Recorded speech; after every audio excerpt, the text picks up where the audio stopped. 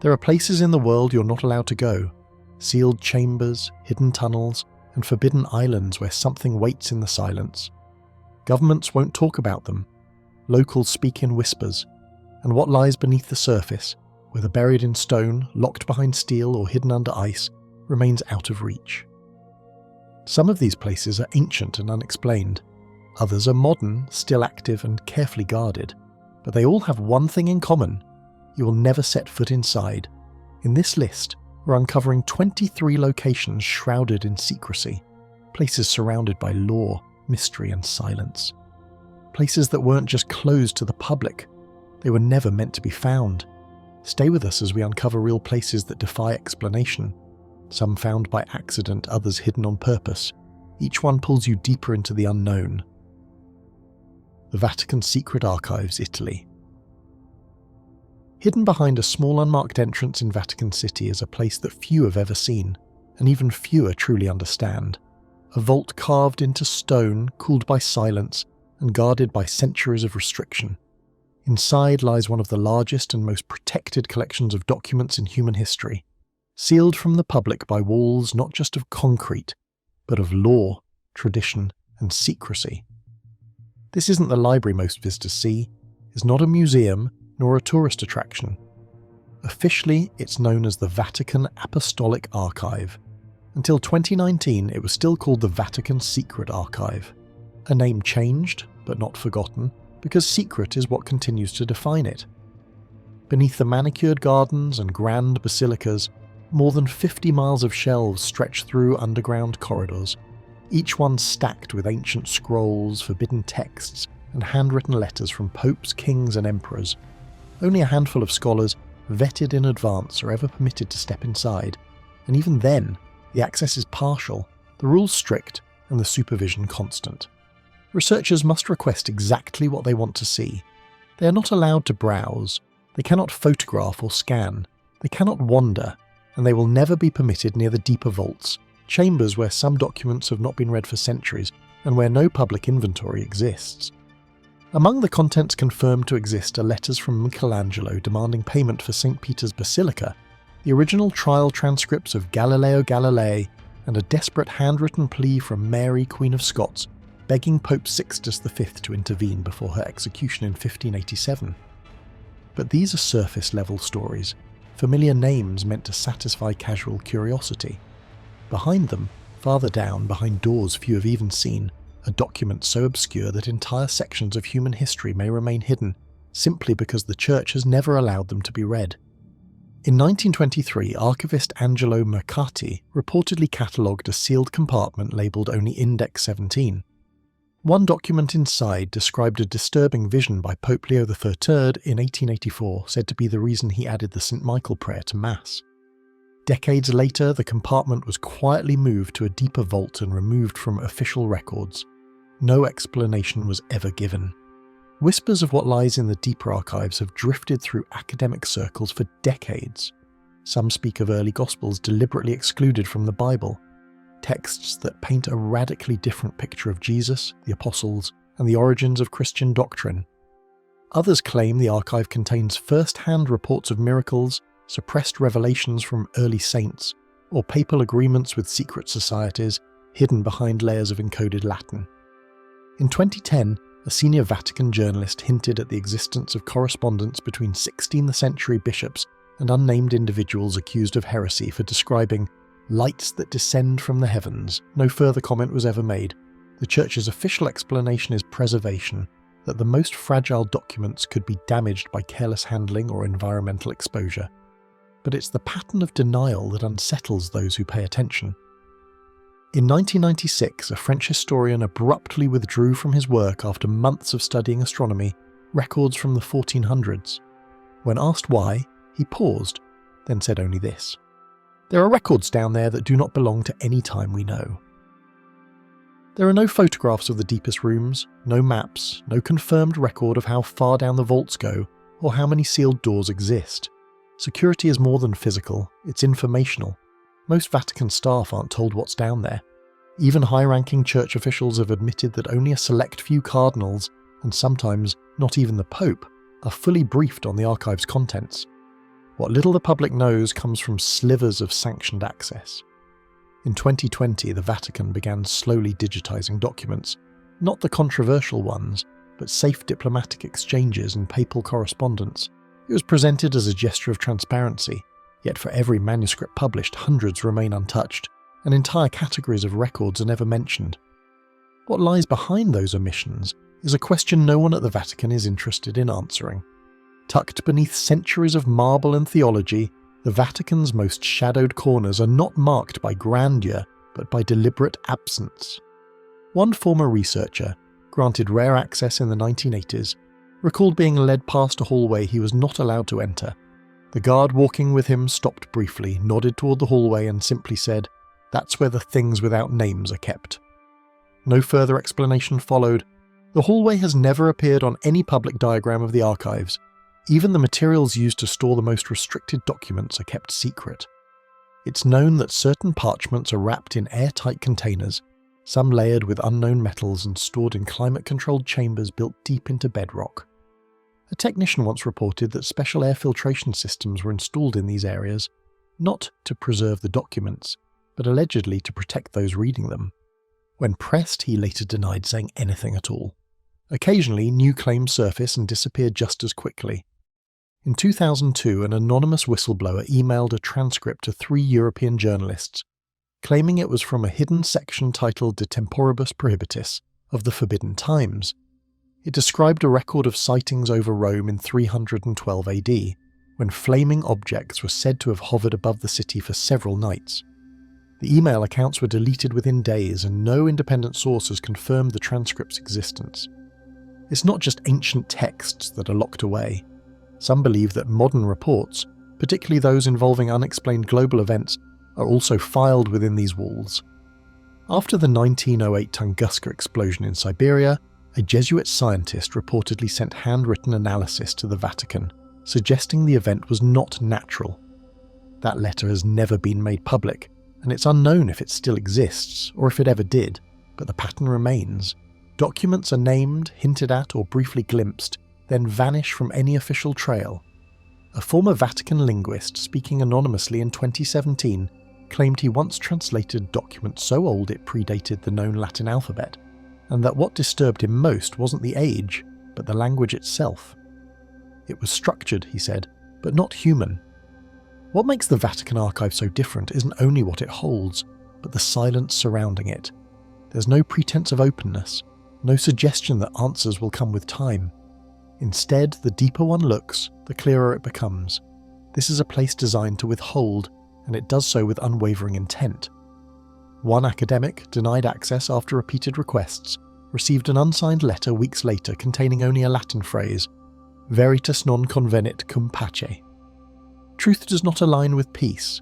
It's one of the only places on Earth where thousands of years of history are preserved intact, yet deliberately kept from the world. Not because they're lost, and not because they're forgotten, but because someone, somewhere, has decided that what they contain is not meant to be seen. The Hypogeum of Hal Saflieni's sealed chambers, Malta. Beneath a quiet street in Paola, Malta, there's a doorway that leads into stone carved long before modern records began.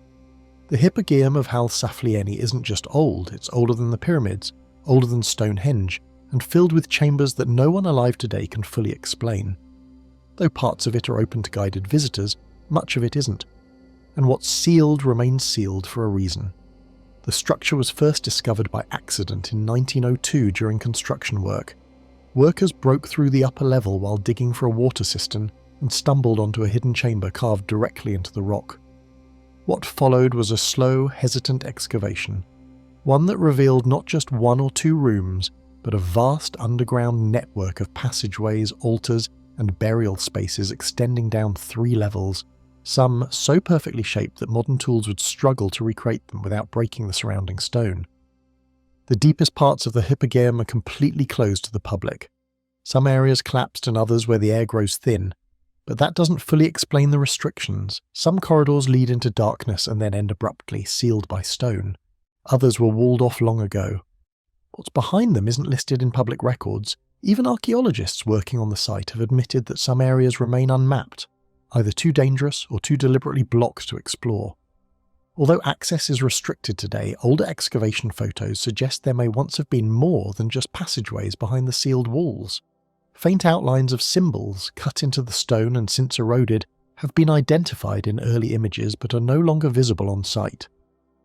These markings resemble ancient proto-script, similar to signs found in other Neolithic sites across the Mediterranean.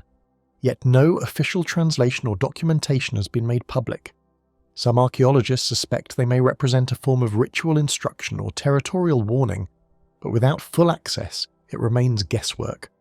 Adding to the mystery, several private researchers claim that the Hypogeum's layout follows celestial alignments. Not just the upper chambers, but even the sealed lower corridors may have been designed to mimic constellations or seasonal solar paths. Laser scans, conducted during a preservation project in the 1990s, hinted at a deliberate symmetry hidden within the structure's irregular rock. The data from those scans was never published in full. Portions were quietly archived, and the team involved declined to answer further questions when contacted years later. Unusual electromagnetic readings have also been recorded in the sealed zones. Instruments brought in to monitor vibrations during restoration reportedly picked up low-frequency pulses, regular and rhythmic, yet not caused by any known machinery or seismic activity. These pulses intensified near a series of stone niches carved into the deepest walls, which some believe were used for unknown ceremonies or offerings. One geologist who reviewed the data noted that the readings did not behave like environmental noise, suggesting a potential artificial source. Theories range from the plausible to the controversial. Some propose the Hypogeum was part of a broader prehistoric network of underground temples spanning the Mediterranean, linked by shared cultural knowledge now lost. Others go further, suggesting the chambers were built to harness the Earth's natural energies, magnetic, acoustic, and vibrational, for purposes we can no longer comprehend. While mainstream archaeologists hesitate to endorse such claims, even they admit that certain features of the site challenge current understanding of Neolithic engineering. Over 7,000 skeletons were found when the Hypogeum was first cleared. Many were buried together in tight overlapping clusters, their skulls resting against polished walls. Some of those skulls, according to reports from early excavators, were strange, elongated, with cranial features not typical of the local population. Those skulls quietly disappeared from public view by the mid-20th century. The National Museum of Archaeology in Valletta has a few on display, but not the ones described in the original excavation logs. When questioned, the museum offered no comment. And then there's the sound. Inside a chamber known as the Oracle Room, a low voice spoken at the right frequency creates a strange acoustic effect. It echoes in deep, vibrating waves that fill the entire structure. People standing in adjacent rooms can feel the vibration in their bones, as if the stone itself is carrying the voice. Scientists studied it and found that the room amplifies sound specifically in the 110 Hz range, a frequency known to affect brain activity. It's still not known why or how this effect was built into the chamber. The Hypogeum predates written language, yet its builders somehow designed it with acoustic properties that modern sound engineers find difficult to replicate. A select group of researchers entered the site in the 1970s, exploring rooms hidden beneath a third level that had remained sealed for years. After a week of work, the excavation was shut down. The official reason was concerns about air quality and the risk of collapse. But no formal findings were released. Notes from the team were never published, and when a local reporter tried to follow up on what was found, the story was dropped. One researcher later gave an interview, off record, saying only, "What we found wasn't meant to be opened." Even local workers who've spent years maintaining the site refused to enter certain rooms alone.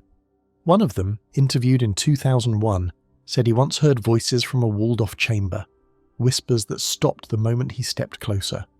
He thought he was imagining it until another worker described hearing the same thing from the same spot, 3 years later. Temperature monitors placed in the sealed sections have recorded unexplained fluctuations, sudden drops as if air were being pulled from somewhere deeper. But no airflow has ever been measured. One technician claimed his instruments briefly picked up an echo, faint, low, and rhythmic, beneath the stone floor, as if something further below was still moving in intervals too slow for human perception. Some say the lower chambers connect to older, undiscovered caves beneath Malta itself, possibly leading to a ritual centre even earlier than the Hypogeum. The entrances, if they ever existed, are now gone or deliberately sealed shut. The Hypogeum still allows a limited number of visitors each day, but only to protect the structure from decay, not to share everything it holds. There are stairways no one descends, doors that haven't opened in decades, and sounds heard by people who can't explain them. A 1999 incident report, never officially released but later leaked online, described a tour guide who went off-route for less than 2 minutes, only to return pale, disoriented, and unable to recall where he'd been. He resigned the following day and has never spoken publicly since. Whatever lies deeper has been kept in darkness for thousands of years, and for now it seems that's where it's meant to stay. Metro 2, Russia. Underneath the streets of Moscow, past the polished floors of the public metro and the carefully labelled train maps, lies a system that no government will openly confirm exists. It doesn't appear on any official diagrams. There are no public entrances. No citizen has ever purchased a ticket. Yet people who have worked in the city for decades claim to have seen parts of it. Tunnels sealed by steel doors, trains that pass without lights, and stations that don't appear on any list. It's called Metro 2, a code name given by urban explorers and whispered by former military contractors. Supposedly built during the Cold War, the system is said to stretch from the Kremlin to secret government bunkers outside the city, possibly even to the town of Vnukovo or the deep mountain facility at Yamantau. The tunnels run parallel to the public metro, but deeper, much deeper, and their purpose, if real, was to move key figures underground in the event of nuclear war. The first rumours began surfacing in the late 1980s as the Soviet Union started to unravel. Journalists digging through old Ministry of Defence records found vague budget allocations tied to classified transportation infrastructure. Nothing confirmed, but nothing denied either. Then, in 1992, a man named Igor Malyshenko, a former Russian official turned TV executive, casually mentioned Metro 2 in an interview. When asked to clarify, he changed the subject. Since then, the Russian government has refused to confirm or deny the existence of the system. But evidence continues to leak in fragments. In 2004, a group of urban explorers known as the Diggers of the Underground Planet claimed to have found one of Metro 2's access points, a sealed hatch beneath a government building not connected to any public line. They described strange wiring, pressure doors, and stale air that felt like it hadn't moved in years. The footage they captured was confiscated. Most of them stopped speaking publicly soon after. Construction blueprints, quietly leaked over the years, show shafts that lead nowhere, and corridors labelled with codes unfamiliar to public transit engineers. One set of schematics dated 1975 included a platform labelled simply Object 115, with no corresponding entry in any civilian archive. Former military engineers, when questioned, sometimes nod slightly and say nothing. Others flatly deny knowing anything at all. But in Moscow, silence often speaks louder than denial. One widely repeated story tells of a contractor assigned to perform maintenance on what he believed was a disused subway tunnel. He entered through a service door beneath the Russian State Library and followed instructions carefully, noting that his radio lost signal after about 30 meters. What he found was a staircase that led to a narrow platform. No lights, no signs, just the low hum of electricity and a rail that disappeared into pitch black. Before he could investigate further, 2 men in military uniforms appeared and told him his assignment was complete. He was escorted out without explanation and reassigned the next day. It's believed that Metro 2 connects to a facility called Ramenki 43, a vast underground complex west of Moscow that supposedly houses living quarters, power systems, and medical stations for high-ranking officials. Satellite images have shown unusual ventilation structures in the area, and journalists investigating the site have reported being followed or questioned by unknown individuals. No one has ever confirmed what lies beneath it. Not everyone who stumbles across Metro 2's alleged presence walks away unchanged. There are persistent reports, quietly traded among Moscow's utility workers and low-ranking civil engineers, of individuals who entered restricted maintenance shafts and came back visibly shaken. Some claimed they heard trains moving in total darkness. Others described sudden gusts of air, like pressure shifts in a sealed environment. One technician reportedly quit his job after encountering what he called a windowless carriage moving soundlessly in the dark, seen from a distance and gone before he could even lift his flashlight. What's more unsettling is how consistently these stories avoid exaggeration. Witnesses rarely describe fantastical machinery or futuristic tech. Instead, they talk about silence, stillness, the overwhelming feeling of being watched. It's not what they see, it's what they sense, an absence of explanation that lingers far longer than any visual memory. American intelligence agencies have also shown interest. In declassified CIA documents from the early 1990s, analysts speculated about deep transport networks beneath key Soviet cities, listing Moscow as a primary candidate. Satellite thermal scans showed irregular heat signatures beneath government districts, patterns that couldn't be explained by civilian infrastructure. Though officially inconclusive, the documents note unusual consistency in anecdotal reporting, particularly from defectors and field agents embedded in diplomatic missions. Cold War paranoia gave birth to hundreds of secret projects, but few match Metro 2's scale, if it exists. The sheer logistics of maintaining an active tunnel system over decades, completely hidden from the public, suggest a level of compartmentalization far beyond ordinary state secrecy. Construction crews would have been rotated in tight shifts, each likely knowing only a fragment of the full design. Records would have been classified, destroyed, or mislabeled. Even supply chains would have been hidden within other programs, a city beneath a city assembled like a puzzle where no one had the full picture. There's also the question of why the silence continues. If Metro 2 were decommissioned, why not admit it? Why erase maps, seal doors, and shadow every journalist who dares to ask? The ongoing denial, more than anything, suggests that something down there still matters. The strangest part isn't just the secrecy, it's how consistent the rumours are. Everyone who talks about Metro 2 describes the same things. Quiet trains running on sealed tracks, doors that require no key but only clearance, and stations with code names like D6 or Veterok, words that don't appear on any civil infrastructure registry. Some believe the tunnels were never meant to be used, only built as a show of power, an underground city frozen in time waiting for a war that never came. Others think they're still active, that trains still run, carrying officials, scientists, or something else, through the veins of the capital. No one knows where they stop. No one sees them arrive. In Moscow, the trains of the public metro come and go on schedule, their stations full of light, their routes carefully mapped. But below them, deeper than the noise and heat of the city, another system may still be running, quiet, unmarked, and forever denied. The tomb of Qin Shi Huang, China.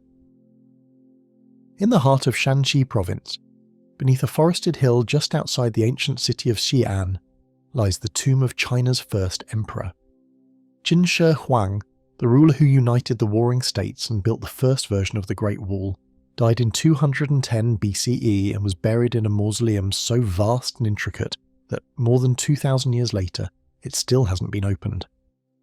The site was first identified in 1974, when farmers digging a well uncovered fragments of clay figures. What they found became one of the most iconic discoveries in archaeology, the Terracotta Army. Thousands of life-sized warriors stood underground in formation, armed with real weapons, each with distinct faces and armour. They weren't just statues, they were sentinels meant to guard the emperor in the afterlife. But even after decades of excavation, these warriors are only part of the complex. The emperor's actual tomb, sitting beneath a massive earth mound nearby, remains untouched. It isn't disinterest that's kept it sealed, it's something else. Researchers have long suspected that what lies inside could change everything we know about ancient China. Historical records describe the tomb in vivid, unsettling detail. According to the historian Sima Qian, writing about a century after the emperor's death, the interior of the tomb contains entire miniature landscapes. Hills made of bronze, palaces and towers, stars painted on the ceiling, and rivers of flowing mercury meant to replicate the geography of the empire. That same account mentions booby traps designed to stop intruders, crossbows mounted on hidden mechanisms, ready to fire if anyone disturbs the chamber. Some have dismissed it as a myth. Others have taken it seriously enough to leave the tomb sealed. What complicates things further is that modern tests have confirmed dangerously high levels of mercury in the soil above the tomb mound, an unusual reading that matches what the ancient texts described. Efforts to see beneath the surface began in the 1980s, when Chinese archaeologists used radar to probe the burial site, an investigation repeated in the early 2000s. What they found was a large rectangular chamber beneath the mound, clearly man-made and filled with dense structures. There are indications of walls, corridors and objects too symmetrical to be natural. But no tools have touched the tomb itself. Not a single stone has been lifted from its entrance. The Chinese government has placed a total ban on excavation, citing the inability to preserve what might be found. Some suspect other reasons. Concerns about gas buildup were outlined in a 2007 internal report that leaked from the Shanxi Cultural Heritage Bureau, suggesting even a minor disturbance could cause the tomb to collapse. But the report also mentioned something else. Unexplained magnetic fluctuations around the burial chamber, strong enough to interfere with equipment. That line was never included in any official statement. When journalists asked about it, they were told the document was confidential. Rumours persist that decades ago fibre optic cameras sent through narrow drill shafts captured unsettling glimpses, glinting metal, a black fluid, and broken pieces of bone. None of the footage was ever released, and none of those shafts were used again. The entire place is surrounded by layers of mystery. Why were the terracotta soldiers buried in carefully separated pits, but never inside the tomb itself? Why is there no formal record of how many builders worked on the project, or what happened to them afterward? Some say they were sealed inside to protect their secrets. Others say they vanished before the tomb was even complete. Even the layout of the site adds to the unease. The tomb aligns with cardinal points but slightly offsets them, as if it were built not just for burial, but for some kind of ritual function. The central chamber is larger than any royal tomb found in Asia, and yet, in more than 40 years of excavation, it has remained completely untouched. Yet the decision to keep the tomb sealed isn't just a matter of preservation, it's a debate that reaches into the heart of Chinese cultural identity. Some scholars argue that disturbing Qin Shi Huang's resting place could be seen as sacrilegious, an affront to one of the most consequential figures in Chinese history. His unification of China, while brutal, marked the beginning of imperial rule, a legacy treated with both caution and reverence. Opening his tomb in this view risks more than physical damage. It risks unravelling a carefully managed historical narrative. Local legends complicate the picture further. Elders in the surrounding villages speak of strange occurrences near the burial mound, tools that vanish overnight, compasses that spin wildly, animals that refuse to graze near certain parts of the site. One well-known story tells of workers assigned to install security fencing who heard voices whispering from the soil at dusk, even though no one else was present. The project was quietly reassigned to a different crew. Adding another layer of tension, multiple foreign archaeologists have been denied access to the tomb in recent decades, despite offering advanced, non-invasive scanning technology. Officially, the rejection cite concerns over cultural sovereignty and safety. Unofficially, some believe there's a deep fear of what might be found or what might be proved. If the records of Sima Qian are accurate, the tomb may contain technologies, materials, or knowledge not currently understood, possibly predating other major innovations by centuries. There's also quiet speculation within the scientific community about the psychological effect of opening such a site. Some researchers worry that the pressure of interpreting what's inside, the historical weight, the potential supernatural stigma, the political stakes, might overwhelm any team tasked with the job. The idea of discovery, in this case, isn't just exciting, it's paralysing. Until then, the tomb exists in a strange limbo, both one of the best documented and most inaccessible archaeological sites on Earth. Everyone knows where it is. No one dares to open it. The outer walls are visible on scans, the earth mound above is studied regularly, but the doors, if there are any, remain closed. It may be that science will someday develop the tools needed to open the tomb without causing damage, but as it stands, the final resting place of Qin Shi Huang remains sealed beneath centuries of silence, guarded by toxic soil, ancient defences, and a fear that whatever was buried there was never meant to be unearthed. Surtsey Island, Iceland.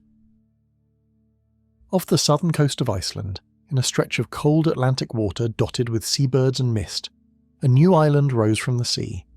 It began suddenly in November 1963. Fishermen spotted smoke on the horizon, then jets of steam, then black rock breaching the surface like something clawing its way out from below.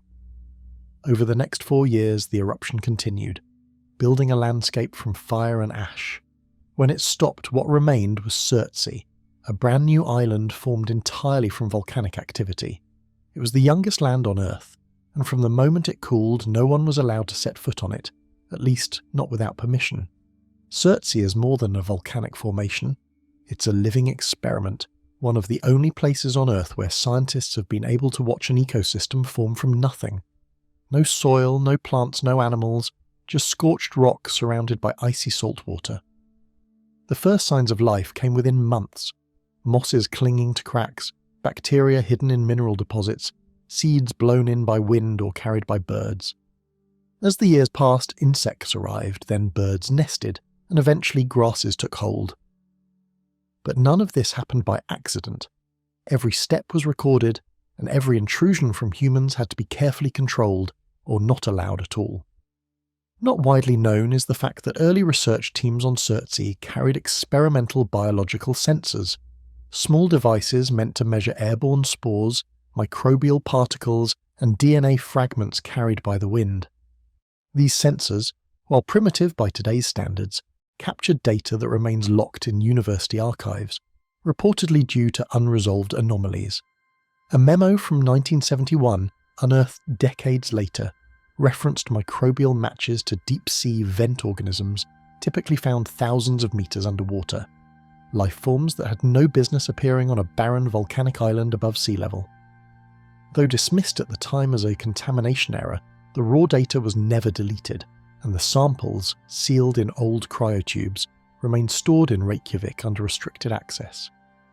Few have set foot on Surtsey. Access has been nearly forbidden since it appeared. The island is protected by Icelandic law, and even researchers must apply far in advance for a permit. Only a handful are granted each year. Visitors must follow strict protocols, no seeds on clothing, no food scraps, and no staying longer than needed. The goal has always been to preserve the island in its pure state, as untouched as possible, so that the natural colonization of life can unfold without interference. Still, not everything about Surtsey has gone according to plan. In 1969, a small group of scientists discovered a tomato plant growing near one of the research huts. It shouldn't have been there. The soil was still too raw, the island too young. After tracing the source, they realized someone had defecated near the hut, a violation of protocol, and a tomato seed had taken root. It was quickly removed, but it left a strange echo. Even a moment of human carelessness can bend the course of a place like this. Shorelines shift, terrain warps, the island never stays the same. Its coastline is reshaped by waves and wind, slowly eroding the outer edges. Parts of it have already disappeared back into the sea. Lava tubes collapse, gulls shift their nesting grounds. Every summer a new survey records what has grown, what has died, and what has stayed. Over the years, fungi appeared where there were none before. Worms tunneled through the softening soil.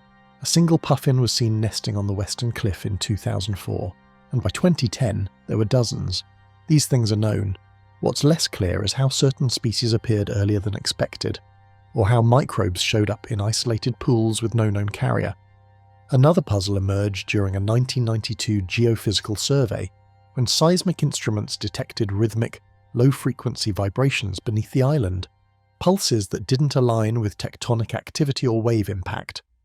The tremors, which lasted roughly 40 minutes, were accompanied by a brief rise in ground temperature across 3 observation points. Researchers attributed the event to residual volcanic heat, yet subsequent thermal readings showed no lasting change. It happened once, then never again. What's odd is that the pulse frequency mirrored patterns found in subglacial lakes in Antarctica, regions where isolated ecosystems thrive in total darkness beneath kilometers of ice. That similarity has never been explained. Plenty of theories have been offered naturally. Migrating birds, airborne spores, and even the possibility that deep ocean currents carried microscopic life forms to the edge of the island. But some researchers have raised quiet questions. Were there bacterial strains present even before the first moss took hold? Did something rise with the rock, something ancient dormant in the Earth's crust, awakened by the eruption? These aren't conclusions, they're suggestions. But the mystery remains. Surtsey was supposed to be sterile when it formed, and yet some forms of life appeared faster than current models could explain. Nothing marks the land, no structures, no settlers, no steady footprint. Only the wind, the waves, and a few carefully marked research posts. Any attempt to expand access has been denied. The Icelandic government continues to enforce strict isolation, and the scientific community agrees. Still, there are murmurs, whispers of older discoveries not included in published reports. One research team that visited in the 1980s reportedly photographed a fissure emitting a soft light, glowing faintly even when no geothermal activity was present. That photograph was never released. The team never published a formal paper. The record of that expedition ends with a one-line summary: conditions stable, no anomaly. More curiously, in 2007, satellite imagery taken during Iceland's summer twilight captured what looked like a heat signature near the island's southern slope, an area thought to be geologically inactive. The image was flagged by an AI anomaly detection system used by a European university's remote sensing lab, but follow-up passes showed nothing. Some speculated it was a drifting thermal bloom from ocean currents, but oceanographic models showed no supporting data. The temperature spike lasted only for a single scan. Then it vanished. No official comment was ever made by Iceland's environmental agency. Access to Surtsey remains strictly restricted, a living island untouched and unwelcoming, where nature is allowed to do what it will, but only as long as no one interferes. Whatever it's becoming, it's doing it alone. The sealed vaults beneath Padmanabhaswamy Temple, India. Hidden below the ancient Padmanabhaswamy Temple in Thiruvananthapuram, India, lie a series of subterranean chambers, sealed behind heavy stone doors and untouched for generations. The temple itself is dedicated to Lord Vishnu, and has stood for centuries as a sacred site of worship, but hidden underneath its ornate corridors are vaults that remain some of the most mysterious and heavily debated structures in the world. Officially, 6 of these underground chambers are known, most have been opened, but one, known simply as Vault B, has never been unlocked in modern history, and perhaps never should be. When the Indian Supreme Court ordered a detailed inventory of the temple's treasures in 2011, expert teams and legal authorities gained access to 5 of the vaults. What they discovered was staggering. Piles of gold coins weighing hundreds of kilograms, gem-studded crowns once used in royal ceremonies, antique jewellery still glinting after centuries underground, and even gold statues of gods and animals buried in the shadows. The estimated worth was over $20 billion, but Vault B remained untouched, not because it was overlooked, but because it was deliberately left sealed. Temple authorities and senior priests insisted that Vault B was unlike the others. It wasn't just physically sealed, it was spiritually protected. They cited ancient texts, temple customs, and oral history that warned against opening it. The chamber, they said, was sealed with a curse, one tied to a ritual known as Nagabandham, an ancient concept rooted in Hindu mythology involving protective serpents and binding spells. Whether symbolic or literal, the warning was clear. Disturbing Vault B would not be without consequence. One of the earliest known mentions of the vault appears in a palm leaf manuscript kept in a neighbouring ashram, describing it as the chamber that swallows kings. The doorway itself raises questions. Unlike the others, which use traditional locks and iron gates, Vault B has no latches, no visible handles, and no signs of mechanical entry points. Instead, it appears fused, closed by means unknown. Engineers have suggested that the method used to seal it might involve a now lost metallurgical technique, making it impossible to open without destroying the structure. Others have speculated that the door is held shut by pressure or interlocking mechanisms hidden deep within the walls, making forced entry dangerous. Over the years, several attempts have been made to digitally map the chamber using non-invasive methods like ground-penetrating radar and magnetometry, yet the results have proven oddly inconclusive. While the scans showed rough outlines of empty space behind the vault's door, the deeper layers returned strange echoes, blurry, distorted returns inconsistent with what experts expected from solid rock or open vaults. A 2016 team from a major Indian institute described the readings as partially coherent, a phrase rarely used in archaeological imaging. Some believed the distortion was due to mineral interference in the temple's foundation. Others, however, wondered if something else, something not yet understood, was deflecting the scans from within. What waits behind the door remains undocumented. No images, No records, not even a sketch.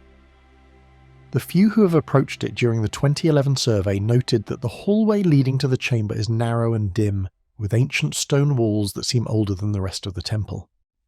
There were reports, unconfirmed, of unusual sounds during attempts to examine it, like faint vibrations or the low hum of something mechanical, though no equipment confirmed anything abnormal. One archaeologist who was part of the inventory team later claimed, off the record, that Vault B felt heavier than the others, as if the air around it resisted movement. Perhaps most curiously, several independent astrologers and temple scholars, consulted quietly during the 2011 inventory, claimed that Vault B's alignment within the temple complex is not arbitrary.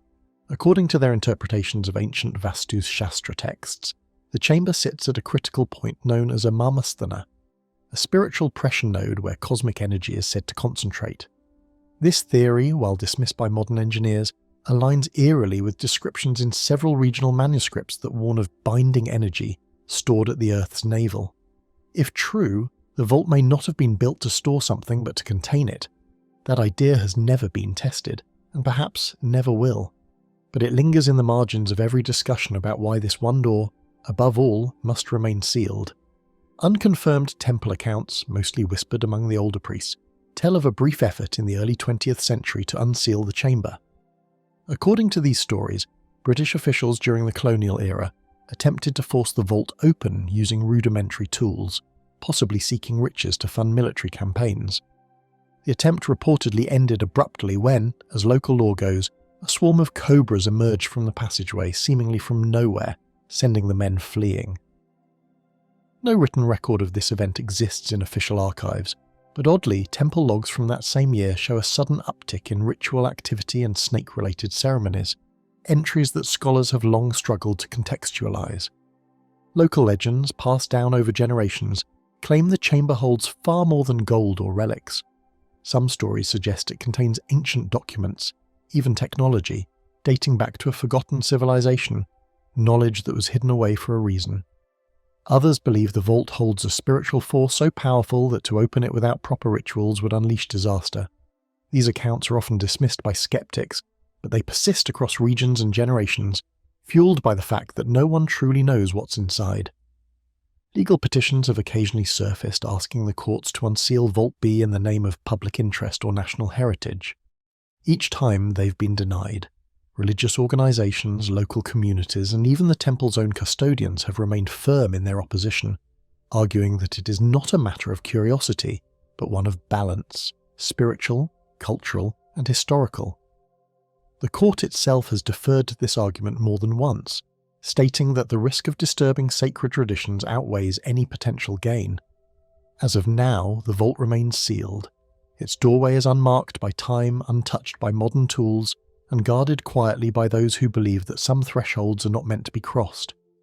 No lights shine beyond it, no one stands nearby for long, and whatever lies on the other side of that sealed barrier, it continues to wait, hidden beneath centuries of stone, silence, and secrecy.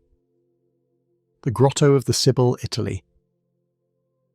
Carved into the volcanic rock of southern Italy is a tunnel that defies simple explanation. It stretches straight into the hillside above the Bay of Naples, not far from the ancient Roman town of Cumae. From the outside it's quiet, just a dark wedge in a stone wall surrounded by scrubland and silence. But according to centuries of myth, this was once the dwelling of a woman who could speak to the gods, a woman known only as the Sibyl. The tunnel is long and narrow, cut at an angle that allows light to travel surprisingly far into the gloom. It's not a natural cave, it was clearly shaped by hand. The walls bear the marks of chisels, and the corridor tapers in a way that draws the eye forward, always deeper. Some archaeologists believe it was constructed by the Greeks in the 6th century BCE, possibly as part of a ritual complex. Others say it was later expanded by the Romans. Either way, no one fully understands its original purpose. The locals simply call it the Grotto of the Sibyl. Inside, the air grows colder. The light fades. There are alcoves carved into the walls, some large enough to stand in, others small like the mouths of tombs. At the far end, the passage opens into a vaulted chamber, silent except for the sound of your own breath. Some say this is where the Sibyl herself once sat, wrapped in shadows, inhaling fumes that rose from deep within the earth, speaking prophecies in riddles to generals, emperors, and lost men seeking their fate. At least one ancient source, little known outside academic circles, claimed that the Sibyl's chamber was once lined with bronze leaves, thin tablets engraved with visions and names, stored in careful order by attending priests. These leaves were said to be kept until their prophecies came true, at which point they were cast into the sea. No physical evidence of these artifacts has been recovered, but fragments of descriptions appear in early Christian texts, suggesting that the chamber once held not only a voice but a record. Some modern scholars believe these accounts were metaphorical. Others wonder if the leaves still lie hidden, buried in the side corridors, sealed away when the last oracle vanished. Virgil wrote about her. In the Aeneid, the hero Aeneas visits this very place to consult the Cumaean Sibyl before descending into the underworld. She tells him the path is dangerous, that the doors of death swing wide.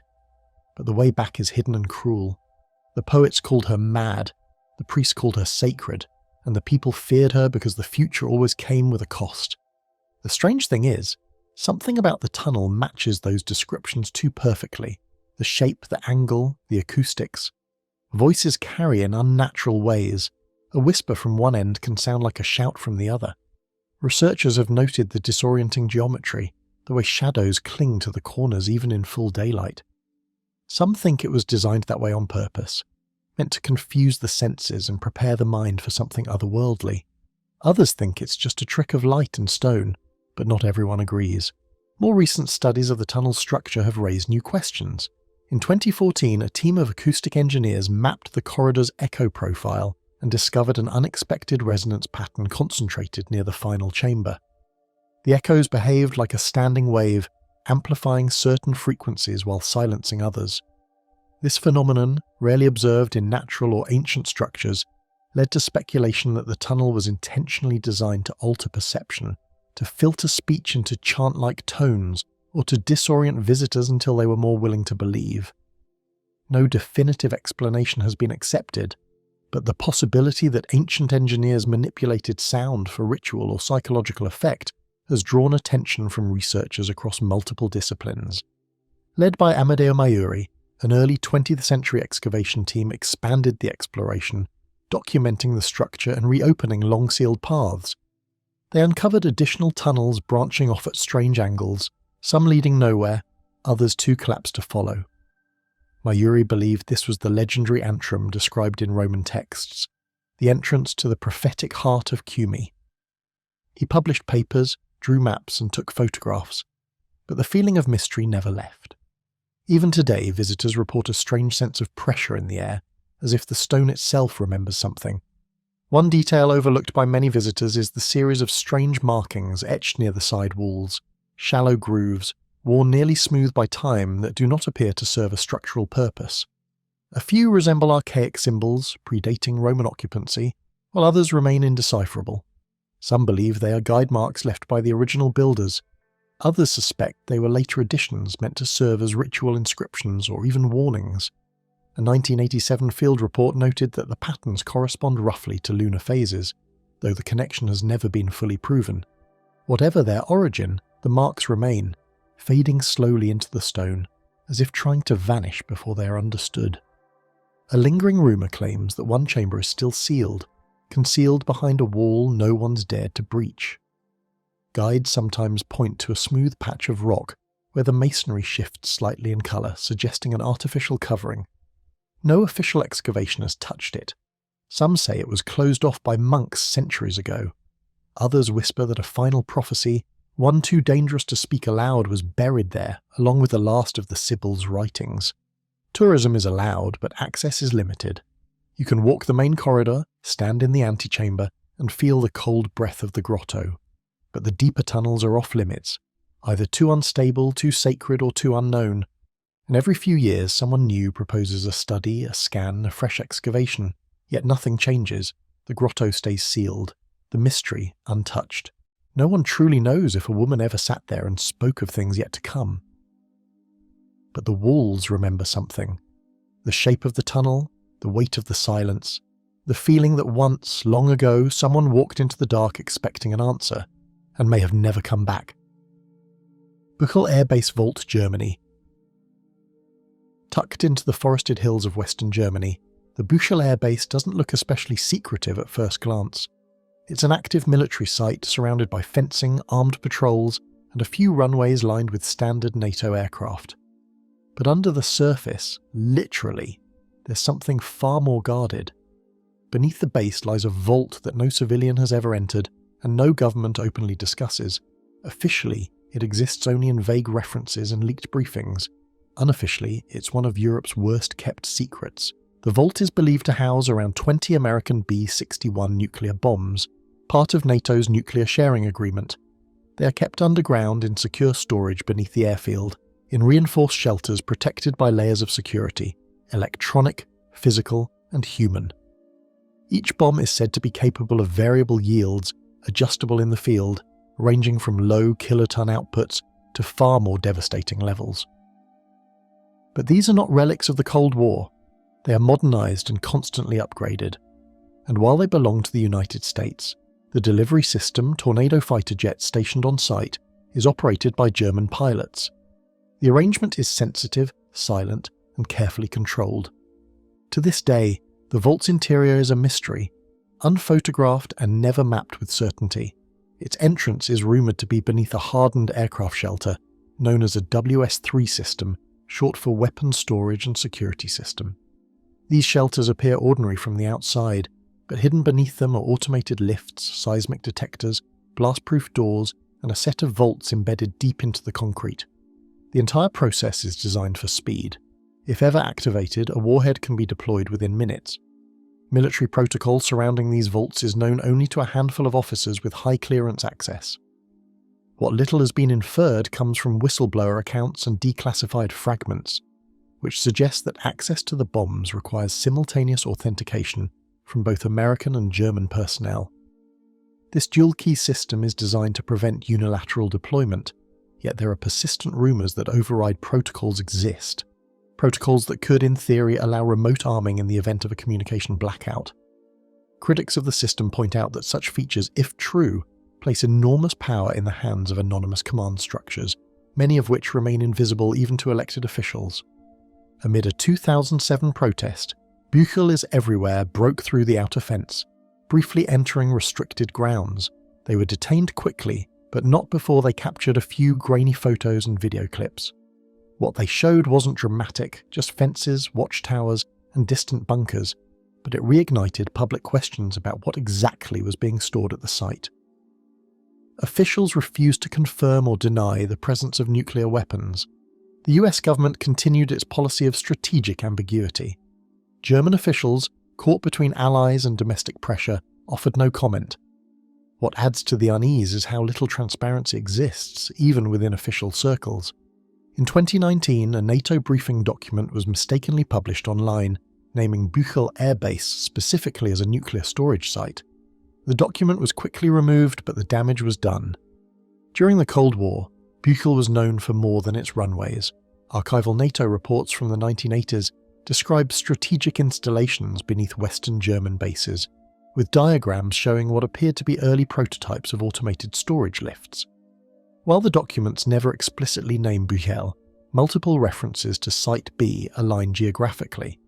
Some military historians believe that Buchel's vault may have originated from these Cold War-era designs, retrofitted with updated control systems, but still grounded in decades-old architecture. If true, that would make the vault one of the oldest continuously operational nuclear storage sites in Europe. Though officials have never confirmed its origins, it confirmed what many already suspected, that the base held nuclear arms not just as a possibility, but as a policy, and still no footage, no blueprints, no direct acknowledgements followed. Requests for transparency under Germany's freedom of information laws have consistently been denied, citing national security and NATO confidentiality clauses. The secrecy surrounding the vault isn't just about the weapons, it's also about the protocols. No one knows exactly how the warheads would be authorized for use, who holds the codes, or how quickly a strike could be executed from German soil. The German government technically does not have nuclear weapons of its own, but under this arrangement, its pilots are trained to carry and deploy them on behalf of NATO. In the event of a major conflict, the weapons would be unlocked, armed and mounted. All without ever being seen by the public. Surveillance of the site is constant by NATO and by independent observers alike. Satellite images show regular movements around specific shelters, but never any direct proof. The vault, assumed to be several meters underground, is believed to be encased in enough reinforced concrete to withstand airstrikes, sabotage, or even low-grade nuclear blasts. Inside, the environment is tightly controlled. Temperature, humidity, vibration, all regulated by systems that no one outside military command has access to. Several independent researchers have claimed that nearby electromagnetic anomalies have been detected in the area just beyond the airfield perimeter. Using modified radio equipment, hobbyists have reported strange signal interference, often concentrated near what they believe to be underground access points. While the military has dismissed such activity as standard radio noise, some believe the interference is consistent with high-frequency security sweeps or anti-surveillance jamming fields. In one incident, a civilian drone lost control mid-flight while recording near the outer fence. The footage abruptly ended, and the drone was later returned without explanation by base personnel. Perhaps most unsettling is the idea that the weapons might always be armed, always ready. Some defense analysts believe that the B-61 bombs in Buchel are kept on what's known as a prompt use status. That means they're maintained with the assumption that, if given the order, they can be airborne in under 15 minutes. No civilian oversight, no warning. People living in the nearby villages know the base is there. They hear the jets overhead. Some work as contractors, driving fuel trucks or maintaining outer facilities, but none of them have ever seen the vault. It lies buried beneath reinforced hangars and silence, protected not only by fences and weapons, but by the fear of what its contents could unleash. The sealed zone of Pine Gap, Australia. Surrounded by harsh terrain and far from any major city, a highly restricted compound sits quietly in the heart of the Northern Territory. On the surface, Pine Gap looks like a collection of white domes and low-lying buildings, an isolated compound just outside the town of Alice Springs. But everyone knows those domes aren't ordinary radar dishes or weather monitors. They're part of a deep intelligence facility jointly operated by the United States and Australia, and much of what happens inside has never been made public. Even within that already classified site, there's a portion more secret than the rest. The sealed zone. The base was first built in 1970 during the height of the Cold War, officially listed as a space research centre. But almost immediately speculation grew. Former defence officials later admitted the true purpose had nothing to do with scientific observation. Pine Gap was and remains a key node in global surveillance. It connects directly to satellites in geosynchronous orbit, intercepts signals from across the Asia-Pacific region, and contributes to targeting data for drone operations. Below that, there's a structure no one talks about, a section of the base completely inaccessible to regular personnel, including some with top clearance. On paper, this area doesn't exist, at least not on any official maps, is not marked on satellite images nor labelled in any documents released under Freedom of Information laws. But multiple whistleblowers, including a few former employees who spoke anonymously to journalists over the years, have described something strange. A portion of the underground facility that's locked behind biometric access points, with no digital records of what's stored there. A zone that even high-ranking staff are told to ignore. Some claim they were instructed never to ask about it. Adding to the puzzle, a declassified Australian Senate transcript from 1999 references an internal audit of Pine Gap's operations, where one unnamed senator asked specifically about unreported structural partitions within the lower levels. The inquiry was dismissed, and the passage was redacted in later versions of the document. This isolated exchange has become a focal point for researchers who believe the sealed zone was either already operational or under development by that time. Curiously, no further audits mention internal architecture again, as if the question itself had become off limits. That gap, what was asked and then never revisited, suggests a deliberate decision to close off oversight. Leaked documents from Edward Snowden in 2013 revealed that Pine Gap's role in global surveillance was far greater than Australia had acknowledged. It tapped into fibre optic cables, monitored phone calls and emails, and relayed real-time intelligence to US agencies, including the NSA and CIA. It was also identified as one of the primary ground stations supporting US drone strike operations in the Middle East, particularly in Afghanistan and Pakistan. But even Snowden's leak said nothing about the sealed zone, not a mention, not even a blacked-out reference. For some researchers, that omission was more telling than any inclusion. One theory is that the sealed zone houses advanced communication systems, tech not yet in use elsewhere, experimental satellite relays, quantum encryption labs.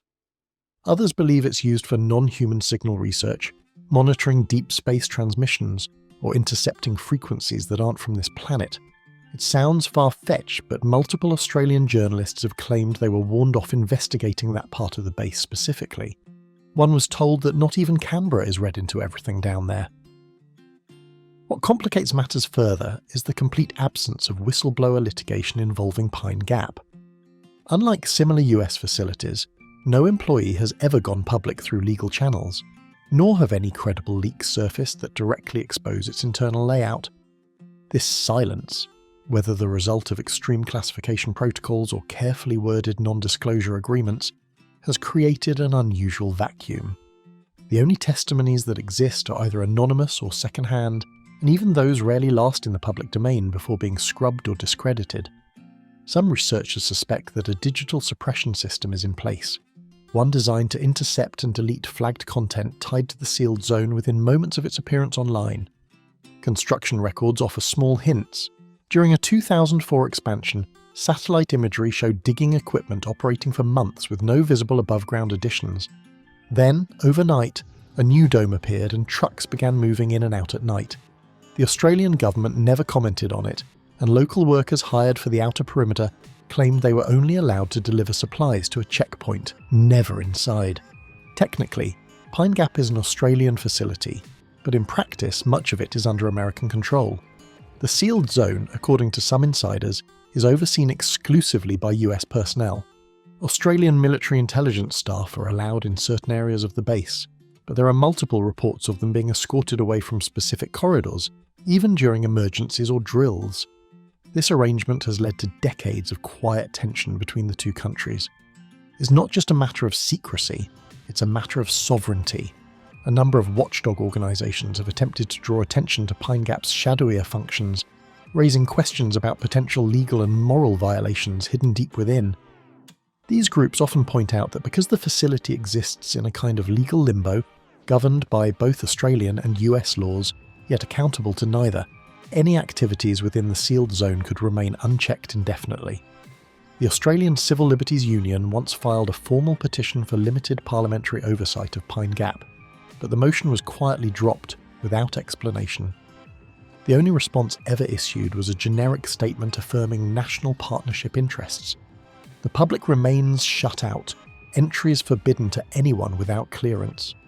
The roads around it are monitored by motion sensors, drones, and 24-hour surveillance. Trespassers are stopped long before they reach the gate. But beneath the desert floor, below the antennas and radomes, behind steel doors and access terminals, there is a part of the base that does not exist on paper. It has no visitors, no public acknowledgement, and no name beyond the one whispered by former workers and researchers who have only seen it from a distance. The Sealed Zone. The Red Castle beneath Edinburgh, Scotland. Below the historic streets of Edinburgh, hidden beneath layers of stone, myth and silence, is a structure that most people have never heard of, let alone seen. Locals call it the Red Castle, though no one knows exactly where the name came from. It doesn't appear on city maps and no signage leads to it. It exists only in fragments, old builders' notes, partial blueprints in library archives, and whispered stories passed between contractors who once worked beneath the city and swore they saw something they weren't meant to. Edinburgh is no stranger to hidden places. Beneath the Royal Mile alone are dozens of vaults and closes sealed off since the 18th century. Some are tourist attractions now, with guided tours and flickering lanterns, but others remain off-limits, walled up and untouched. The Red Castle is said to lie beyond even those, past a sealed arch in the lowest part of the Old South Bridge network. According to a handful of survey reports from the 1960s, there's a chamber with redstone unlike anything used in the surrounding construction. Arched ceilings, cut pillars, and a layout that doesn't match any documented part of the city's early design. One report describes it as monastic, another as military, and none agree on who built it. Some of the city's older construction records, those not publicly available but preserved in special archives, contain unexplained material shipments that don't match any surface projects. In 1879, a freight manifest logged over 30 tons of red sandstone delivered to a contractor known only as H. Grant, with no listed construction site. Payment records suggest the materials were moved underground through temporary wooden shafts near what is now the George IV Bridge. What became of those materials is unknown. Researchers who've tracked the shipments say the paper trail ends abruptly, and none of the city's above-ground structures from that year include red stone in their foundations.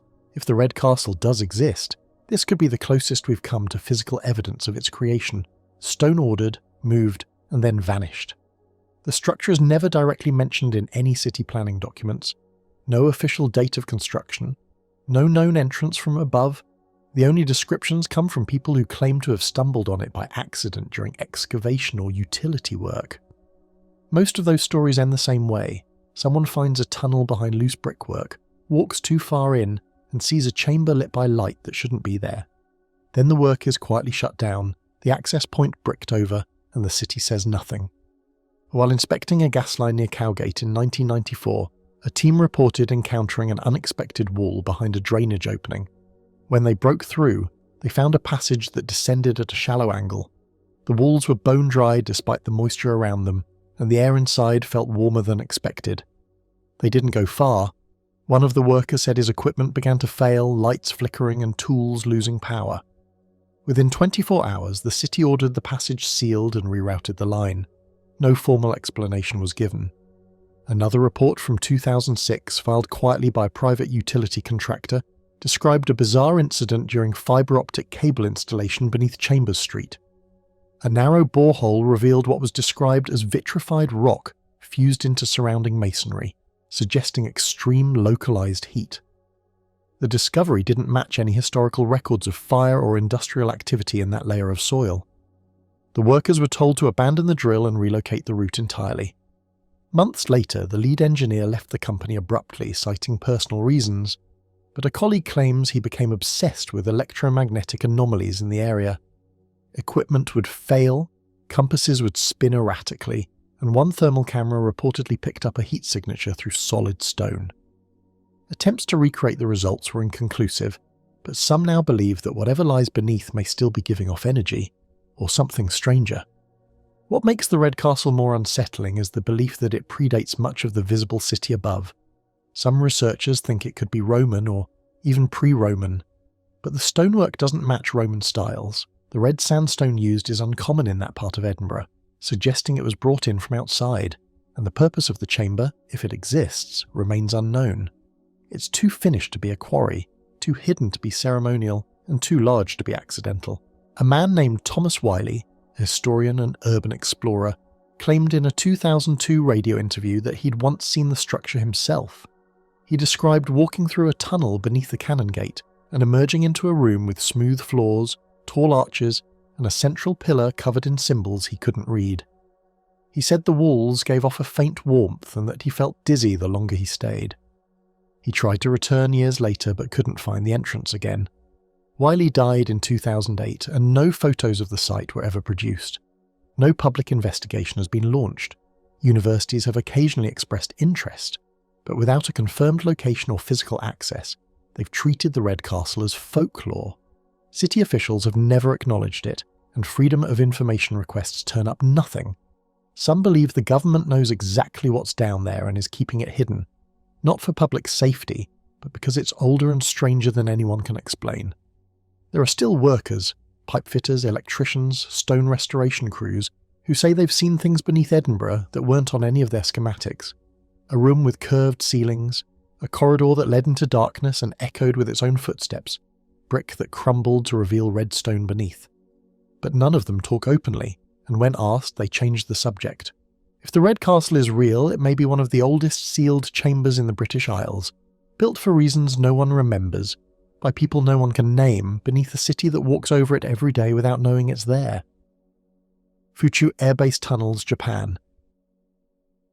On the western edge of Tokyo, surrounded by suburbs and highways, sits the Fuchu Air Base, a site that appears to have faded into the background of modern Japan.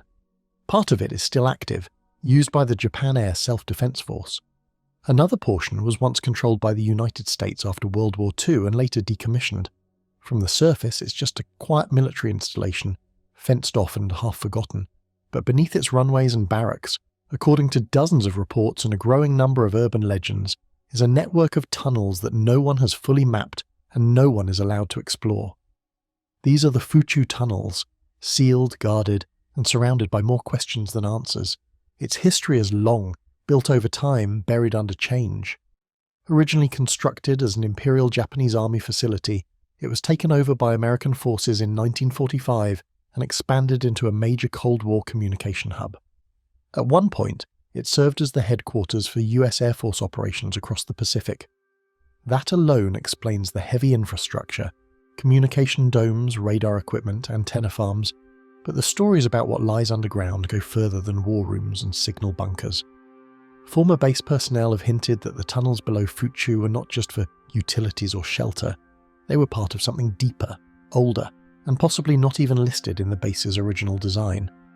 A retired infrastructure analyst who once audited Cold War military bases in Japan recalled that Fuchu's subterranean footprint never aligned with its surface layout. In a confidential 1983 report, later referenced in a Japanese academic journal but never released in full, he noted irregular voids beneath the eastern section of the base, describing them as non-repeating chambers with unknown support patterns. These weren't utility corridors or fallout shelters. Their shape and orientation suggested intentional isolation, possibly for secure storage or experimentation. What's unusual is that no blueprints or inventory logs ever explained what was housed in those voids.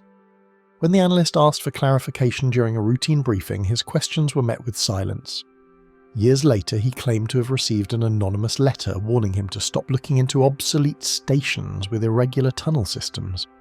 The language was vague, but the implication was clear. Some locations, like Fuchu, had layers of activity far outside public knowledge.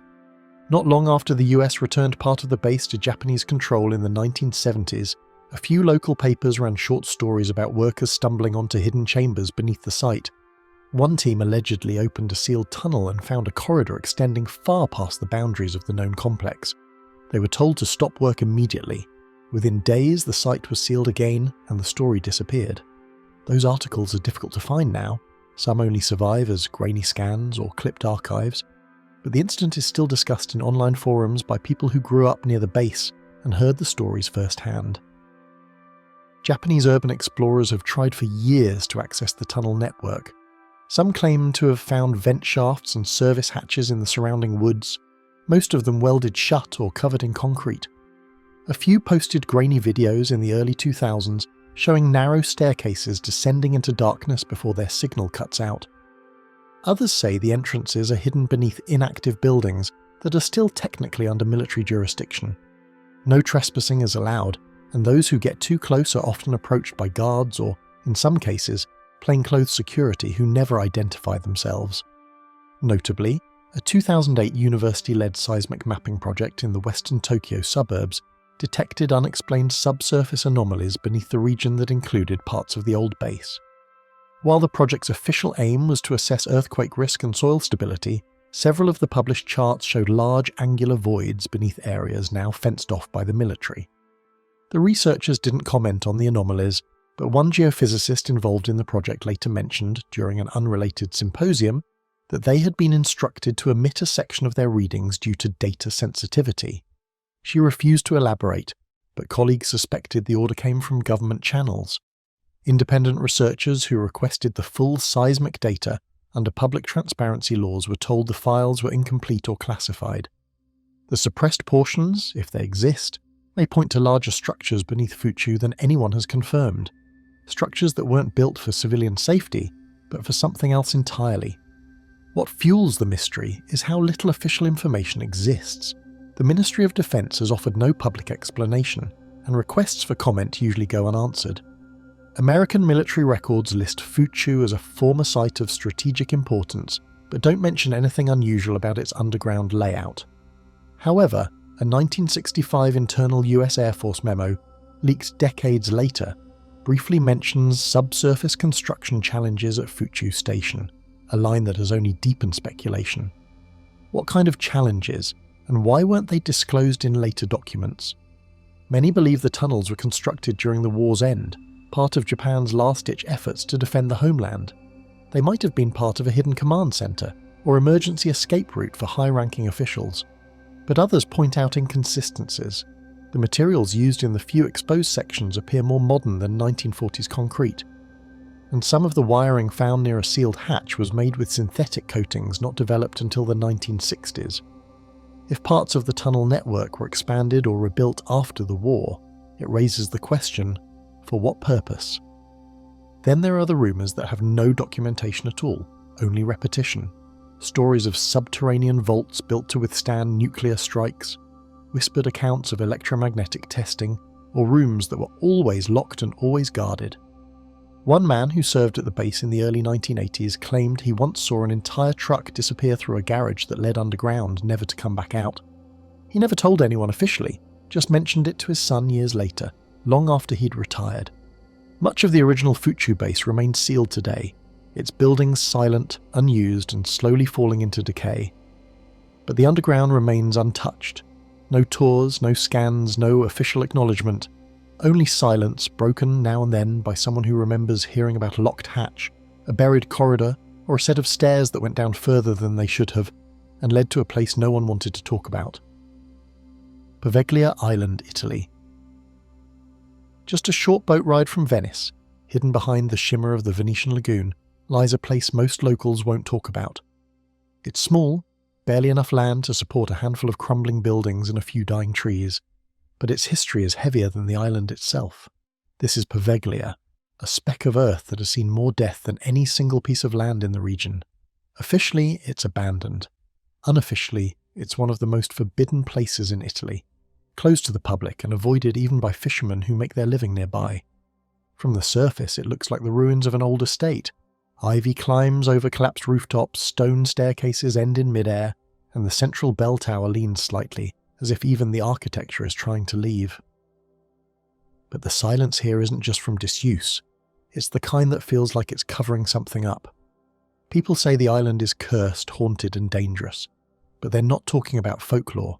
The fear is rooted in records. As deadly plagues swept Europe in the 1700s, Venice designated Poveglia as a place to isolate the infected. Ships arriving with even a hint of sickness were sent there. Passengers, crew, cargo, everything was offloaded and isolated. Those who showed symptoms were held in makeshift wards until they either recovered or died. Most never left. Bodies were burned in open pits. In some cases, people were buried before they were truly dead, sealed in by mistake or panic. At the height of the outbreak, it's said that the air turned thick with smoke, and screams could be heard at night from across the lagoon.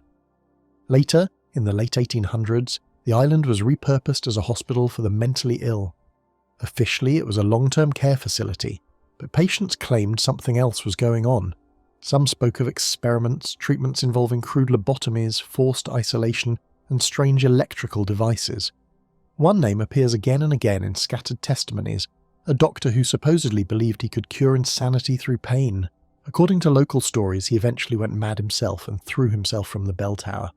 Others say he was pushed by something no one could see. The tower hasn't rung since. One declassified report from a Venetian preservation agency, dated 1969, mentions the discovery of sealed interior rooms beneath the main hospital. These rooms, absent from original blueprints, were found during a brief inspection aimed at cataloguing potential heritage sites. According to the document, rusted restraints were still attached to the walls, along with cabinets of corroded tools and unmarked vials. The air inside was thick with rot, and the floors were lined with a kind of charred residue the inspectors couldn't identify. Strangely, the report was never officially archived. A copy leaked in the early 2000s and was briefly circulated among urban exploration forums before disappearing again. Those who viewed it noted references to auditory disturbances during the inspection, low-frequency hums and intermittent bangs from deeper within the structure, though no active generators or equipment were present. The inspection was halted after less than an hour. No follow-up ever occurred. Some believe the discovery confirmed suspicions that parts of the hospital had been used for procedures no one was meant to find out about. Even after the hospital closed in the mid-20th century, the stories didn't stop. Italian authorities sealed the island, and for years it was left alone. Occasionally proposals would surface. Luxury hotels, resorts, historical tours, but none ever made it past the planning stage. Investors backed out. Construction crews refused to work. Permits stalled indefinitely. In 2014, the government put the island up for auction. A private group won the lease, claiming they would restore the site for cultural use, but nothing came of it.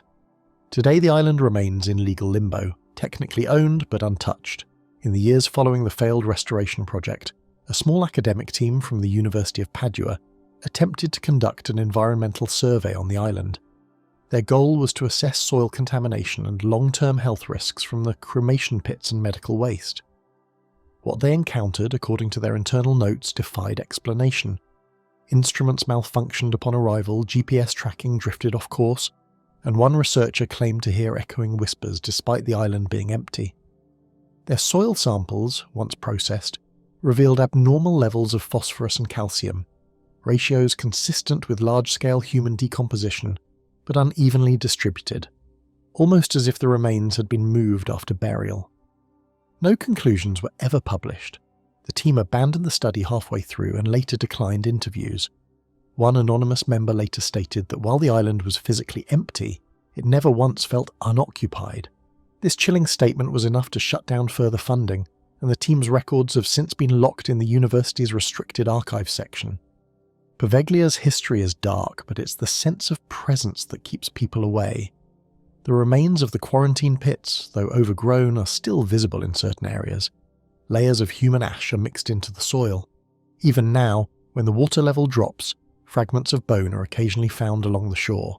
The hospital's examination rooms, rusted gurneys, and decaying equipment remain as they were left, covered in dust, wrapped in ivy, too intact to feel like ruins, but far too silent to feel alive. Anchoring near the island is quietly avoided by those who work the surrounding waters. Some say their nets come up tangled in things that don't belong. Others claim they've heard voices across the water, short bursts like shouting followed by nothing. No one lives there, and no official records show staff or security, yet people have reported lights moving between the buildings after sunset. There are no confirmed videos, no drone footage that shows anything unusual, but those who've tried say their devices lose signal near the island's edge. Poveglia is closed to the public for safety reasons. That's the official line. The buildings are unstable, the terrain hazardous.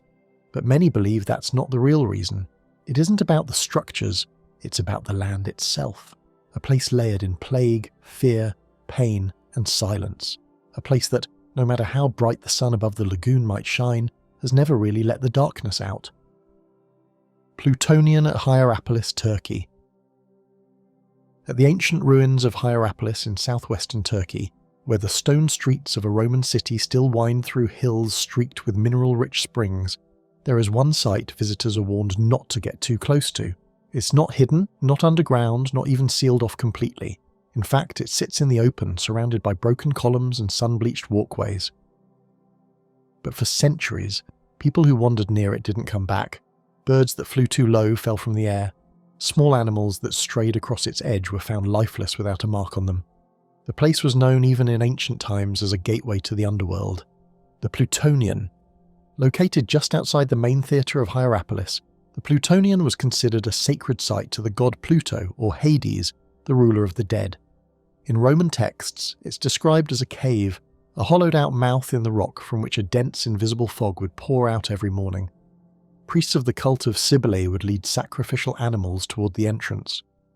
Onlookers watched as the animals collapsed, suffocated in moments, while the priests somehow untouched emerged unharmed. The display wasn't just ritual, it was a warning. This place belonged to something other than the living. Modern scientists eventually figured out why. The cave sits directly above a geological fault line. Beneath it, volcanic gases rise constantly through cracks in the earth. Chief among them is carbon dioxide. It pools in the lowest parts of the cave and surrounding enclosure, colourless, odourless, and fatal.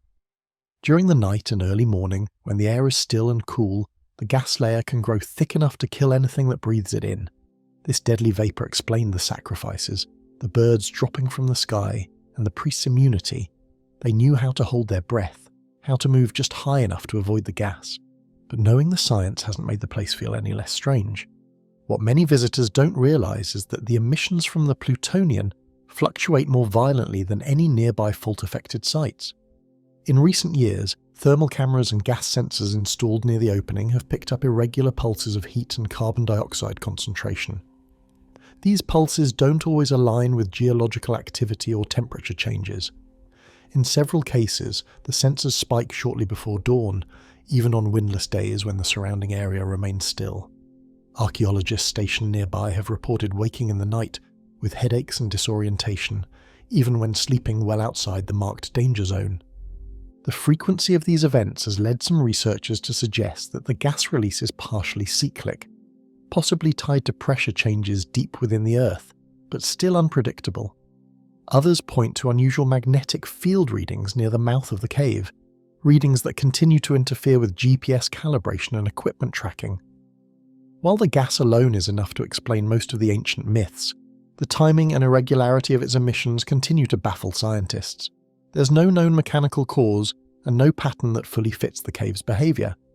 Francesco D'Andrea's team located the long-lost Plutonian in 2011, settling a mystery that had lasted for generations.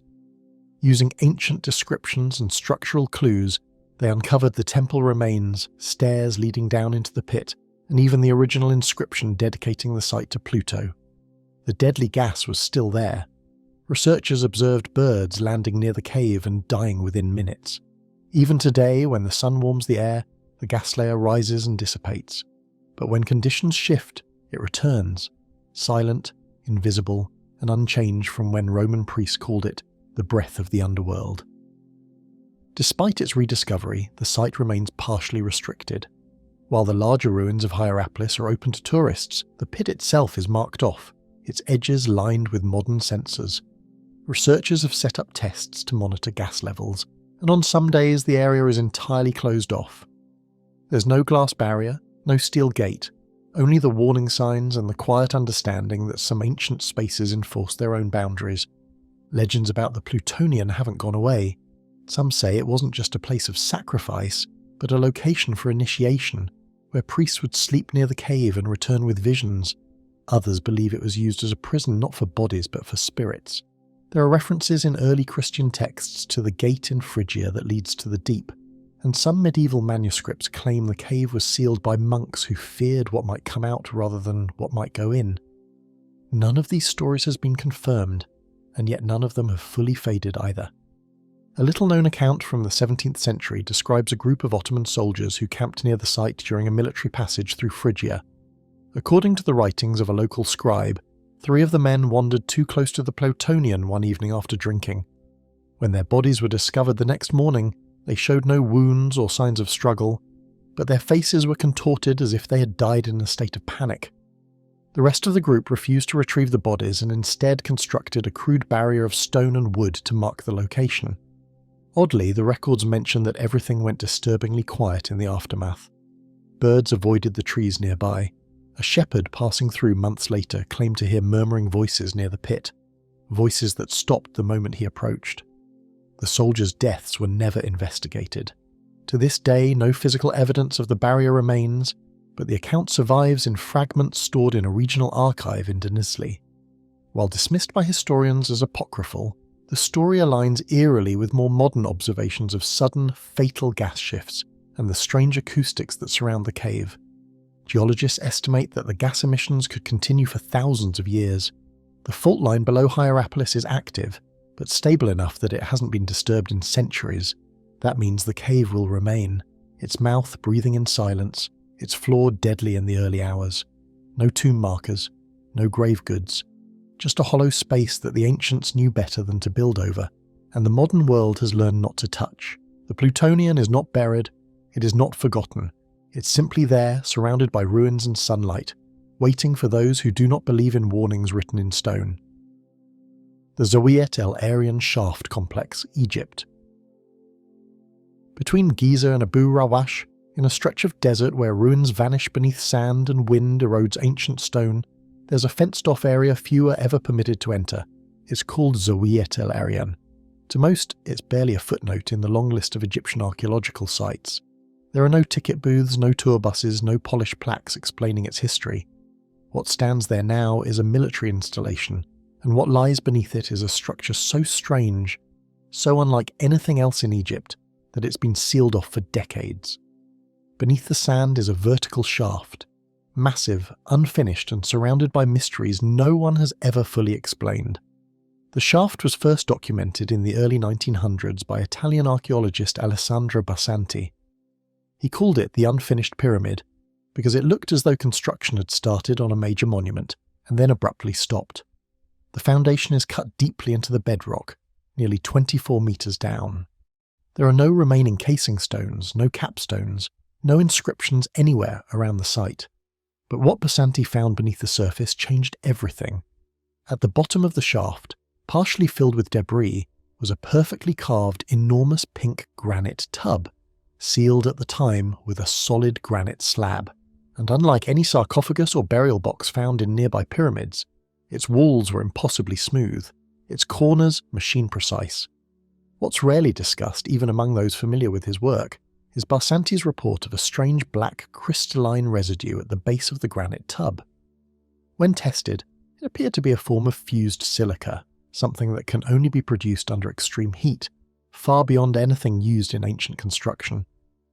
There were no signs of fire damage in the surrounding shaft, no soot, no charring, just this thin glass-like deposit, as though something inside the tub had once emitted intense energy. Nearby stone showed signs of microfracturing, visible only under magnification. In modern engineering, similar effects are found in materials exposed to sudden bursts of vibration or electromagnetic discharge. But nothing about the tub's design suggests combustion or containment of fire. This unexplained residue has led some materials scientists to suggest that the granite box might not be a coffin at all, but part of a larger mechanism, one built to harness forces we still don't understand. Why would an unfinished monument contain a component requiring this level of precision, and why is there no record of its purpose in any Egyptian texts? These are the kinds of questions that have kept the site buried in speculation and secrecy. Though significant, the shaft complex was abandoned soon after its discovery due to the area falling under Egyptian military control. Since the 1960s, access to the site has been entirely restricted. Even Egyptian archaeologists are denied entry. From satellite images, the site appears walled off and occasionally patrolled.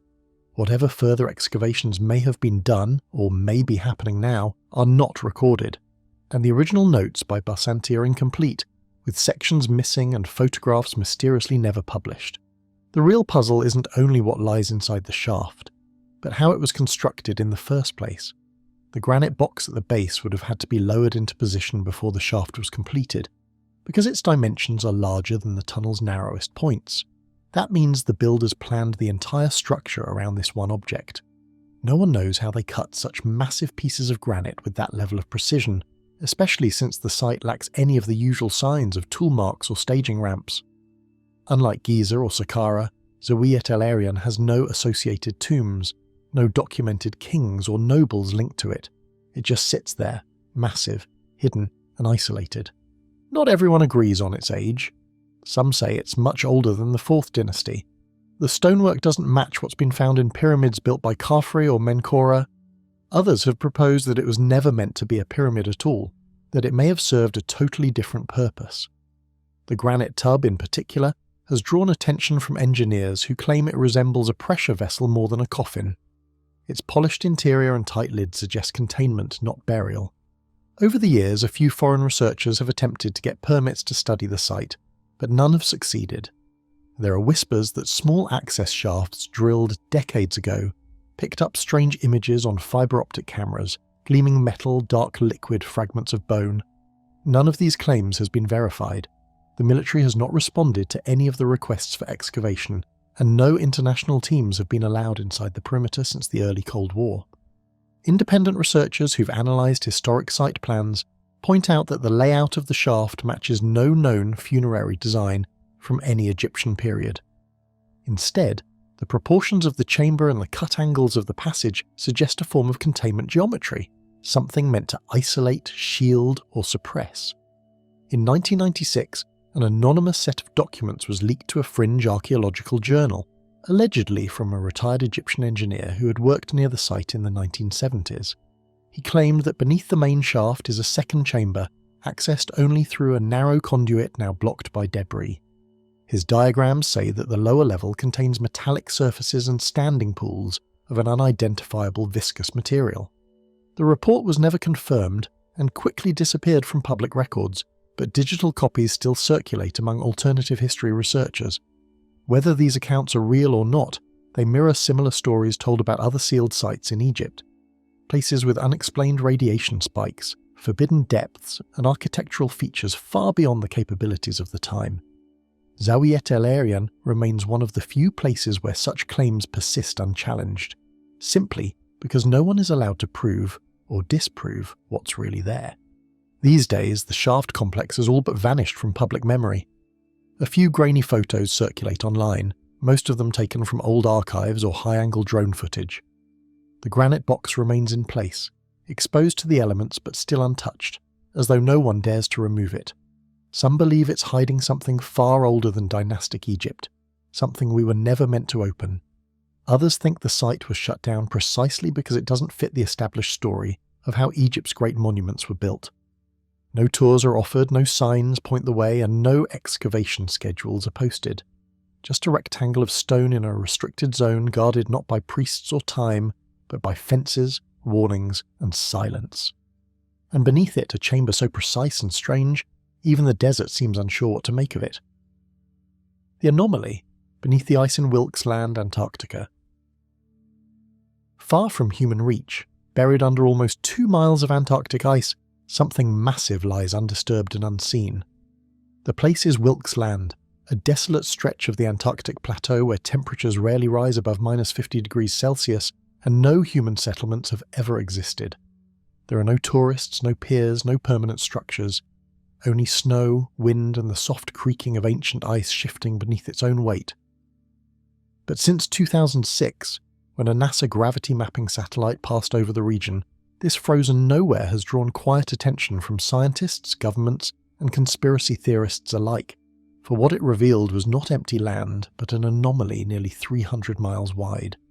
The gravity data showed something dense and massive sitting deep below the ice, centered around a crater-like depression over 150 miles across. At first, researchers assumed it was a remnant of a long-forgotten meteor impact, possibly older than the one that wiped out the dinosaurs. But the measurements didn't quite line up. The gravity distortion wasn't just circular, it was highly symmetrical, and the center of the anomaly appeared to reach far deeper than a typical impact site should. Some researchers suggested it could be a metal-rich mass, perhaps the fractured core of a buried asteroid. Others weren't so sure. Radar scans added more confusion. Beneath the thick ice sheet, something dome-shaped appeared to be pressing upward from below. The reflection pattern was smooth, not jagged like a crater's rim, and symmetrical in a way that nature doesn't often replicate. One geophysicist described it as too clean. There were no known volcanic structures in the region, no mountain ranges that could produce such a feature, and no recorded tectonic shifts strong enough to deform the bedrock at that scale. Whatever it was, it didn't fit. That's when the rumours started.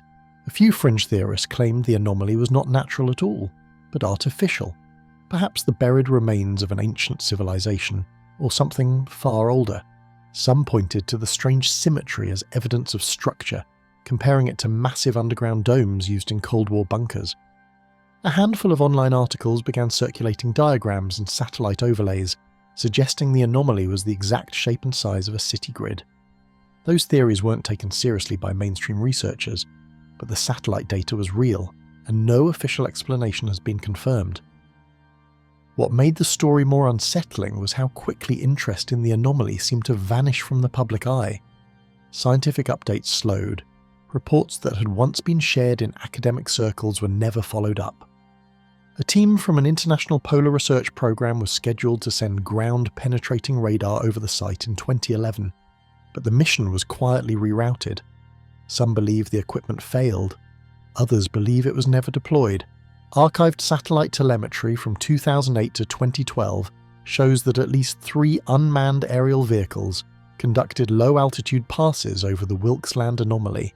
but none of the footage or raw radar returns were ever made publicly available. A former technician from the European Space Agency noted that one of the drone IDs listed in the data logs had been reassigned from a previously decommissioned project. The aircraft's telemetry ceased just moments after its final descent into the mapped flight corridor. No retrievals were ever logged. Curiously, a declassified spending report from the same year mentioned specialized cryo-imaging equipment, technology usually associated with deep subglacial exploration. But there was no record of where the equipment was deployed.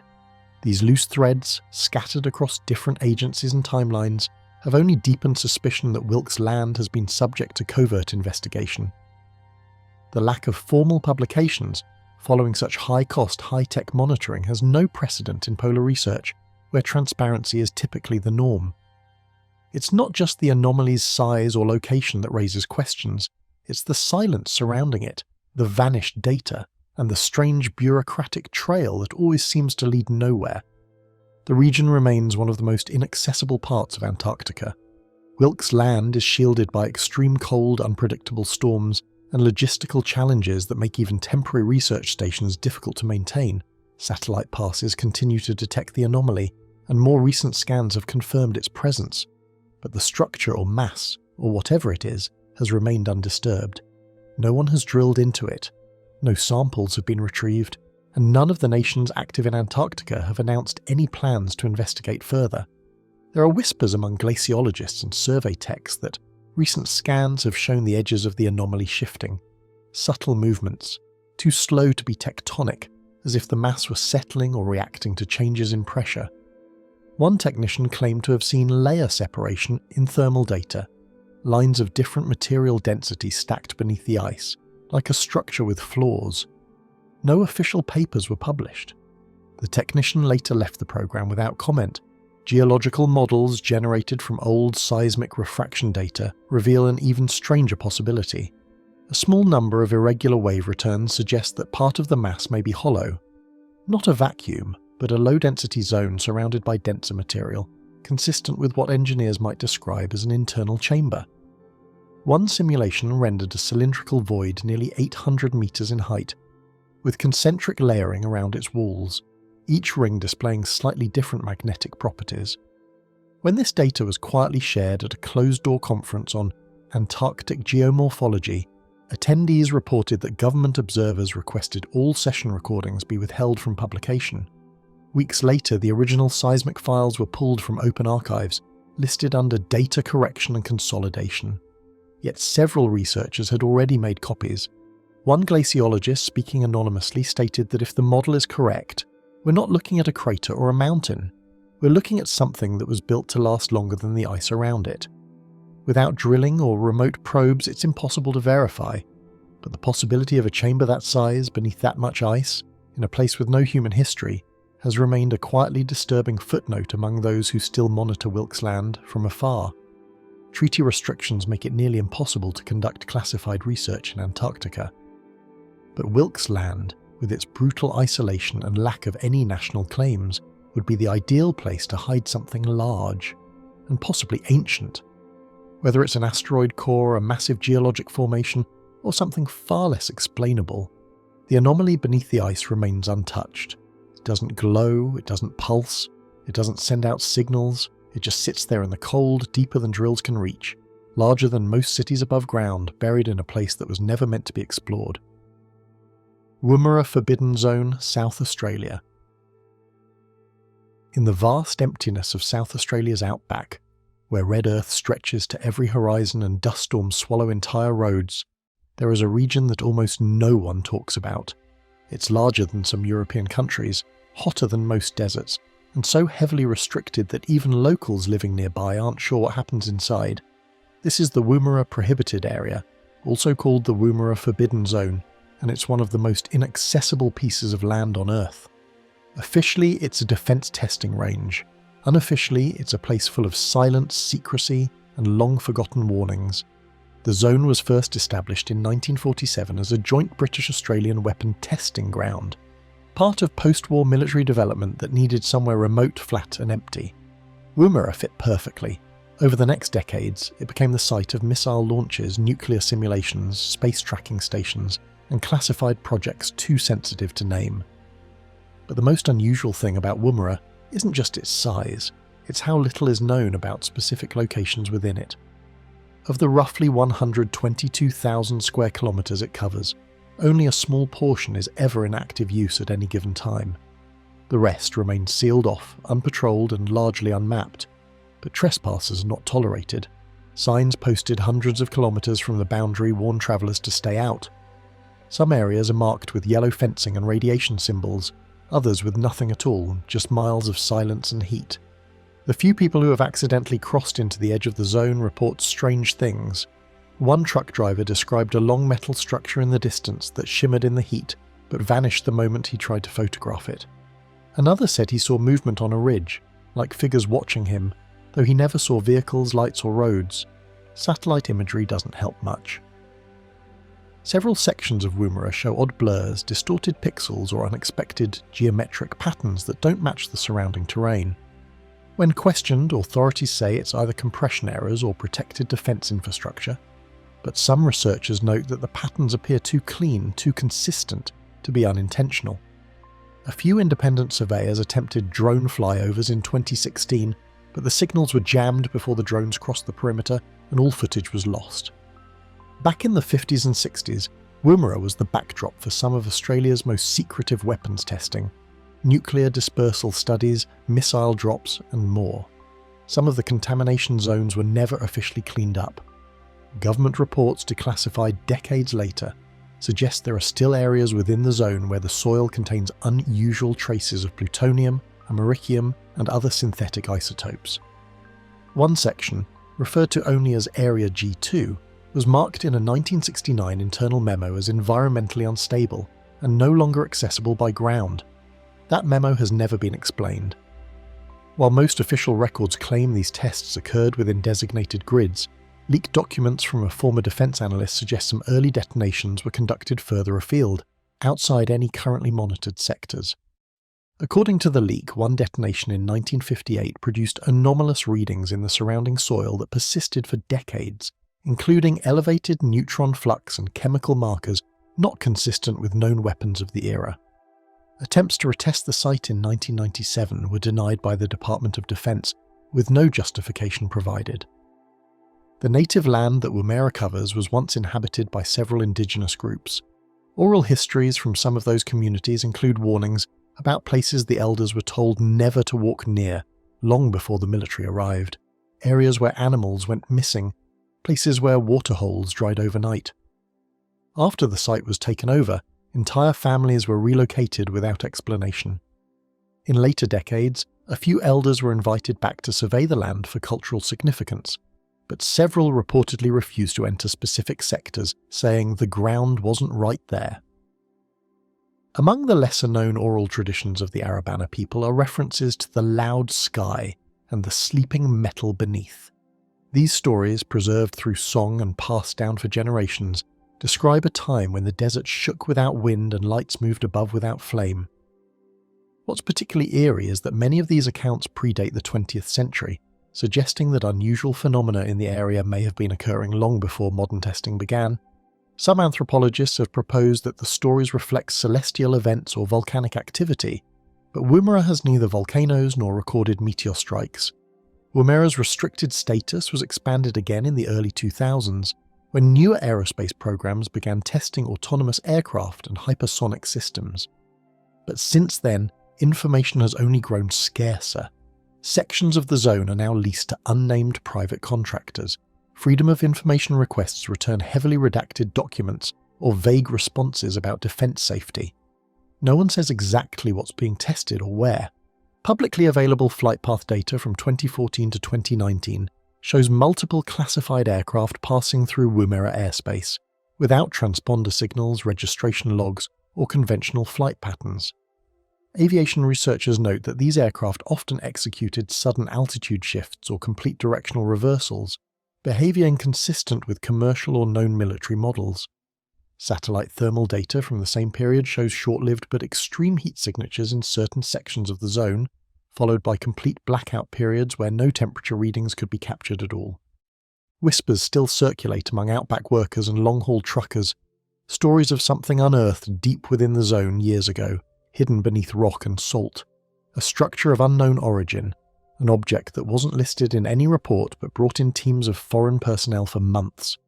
Some say the area was completely sealed after that, and the object itself was never moved, just built over. What's even stranger is that seismic monitoring stations near the zone have registered deep, rhythmic tremors originating from within Woomera's boundaries, patterns resembling mechanical movement or subterranean operations rather than natural earthquakes. These tremors often occur at night and show a consistency that geologists find difficult to explain. When asked, government geophysicists attribute the signals to minor ground settling, but private researchers argue that the frequency and timing are too regular for coincidence. You can't simply stroll into Woomera today. It has no walking trails, no scenic overlooks, and no visitor centres. It is a closed country covered in heat and silence, guarded more by the fear of what's inside than by fences or soldiers. Whatever is being tested or hidden there, it stays quiet, and no one is allowed to get close enough to ask why. The Magnetic Core Cavern, Venezuela, Cueva del Guacharo. Where the jungle grows thickest and the mountains cut sharply across the horizon, there's a cave shrouded in mist and legend, called simply Cueva del Guacharo. It's part of a national park now, often visited for its unique bird population and vast limestone corridors. But behind the tours and nature trails, far past where the visitors are allowed to go, is a section of the cave system that has never been fully explored. Locals call it the Magnetic Core, and even park rangers don't agree on whether it's just a legend or something they've quietly been told not to talk about. The upper sections of the cave are well documented. Echo chambers stretch for hundreds of meters, home to oil birds that navigate in total darkness by echolocation. Researchers have mapped stalactite-covered halls and dripping galleries that feel endless. But further in, where the cave bends downward and narrows, strange things begin to happen. Equipment starts to fail, compasses spin, GPS devices lose their signal entirely. Even the strongest headlamps seem to dim faster than expected, and radios transmit only static. Most expeditions stop before reaching those depths, officially due to safety regulations. Unofficially, there's more to the story. Following strange claims from a local spelunker who described heat radiating from the rock and odd magnetic signals, a geological team in the 1970s tried to chart a tunnel that had just been discovered deep below. The team descended past a narrow drop where the temperature began rising despite the lack of geothermal activity. They brought magnetometers, seismographs, and backup light systems. Within a few hours of setting up, their instruments started giving erratic readings. The magnetic field was fluctuating far beyond expected levels, dense enough in one pocket that their equipment needles locked into place. The lead geologist wrote in his log that it felt like being inside the belly of a machine that wasn't built for us. Strangest of all, they never made it to the end, no matter how far they went. The tunnel sloped deeper, curving as if following the lines of something massive and hidden. One team member claimed they heard a low, humming, steady mechanical sound, but coming from the rock itself. Others felt disoriented, as if gravity was subtly bending. The mission was called off the next morning. 2 of the crew were reportedly hospitalized with unexplained neurological symptoms: dizziness, loss of balance, and brief memory blackouts. The findings were filed but never published. Soon after, access to the lower tunnels was quietly restricted. One of the lesser-known accounts came from a former military radio technician who claimed he was stationed near the national park during the late Cold War. In a recorded interview decades later, he described strange bursts of ultra-low frequency, ULF waves, that would occasionally disrupt long-range transmissions.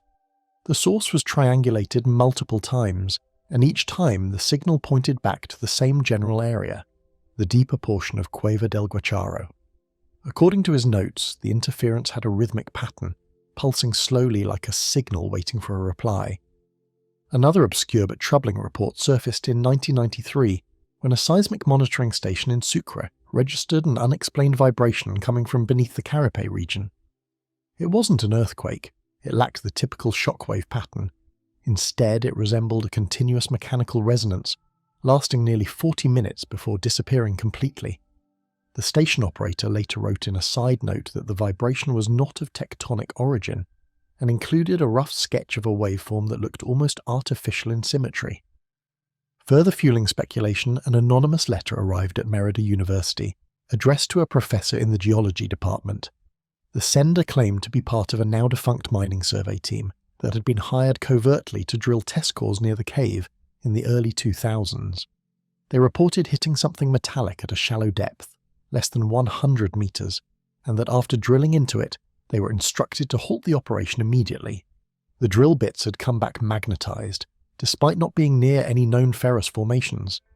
The company behind the survey no longer exists, and no core samples were ever archived. In a curious turn, a handful of amateur explorers launched an unauthorized descent in 2011, using only infrared imaging and analog tools to avoid being tracked. They never made it past the third chamber before turning back, claiming their physical symptoms began within minutes: tingling fingers, muscle spasms, and a feeling of being watched.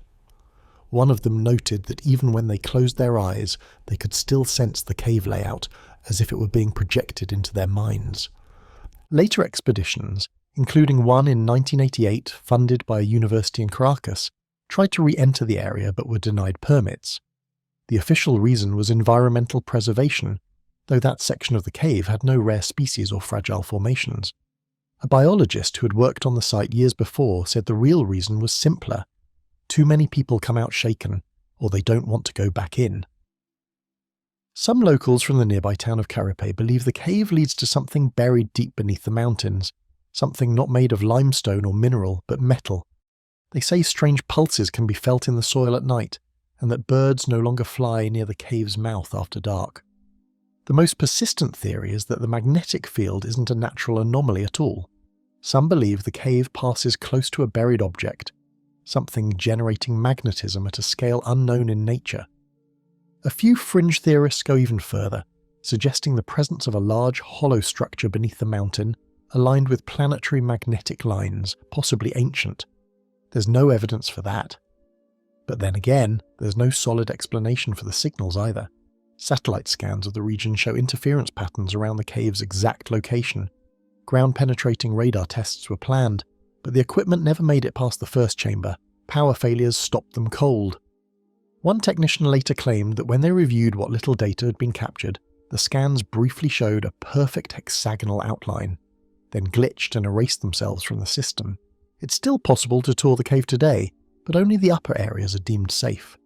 Guided tours last less than an hour, and visitors are told the lower tunnels are unstable. The magnetic core isn't on any official map.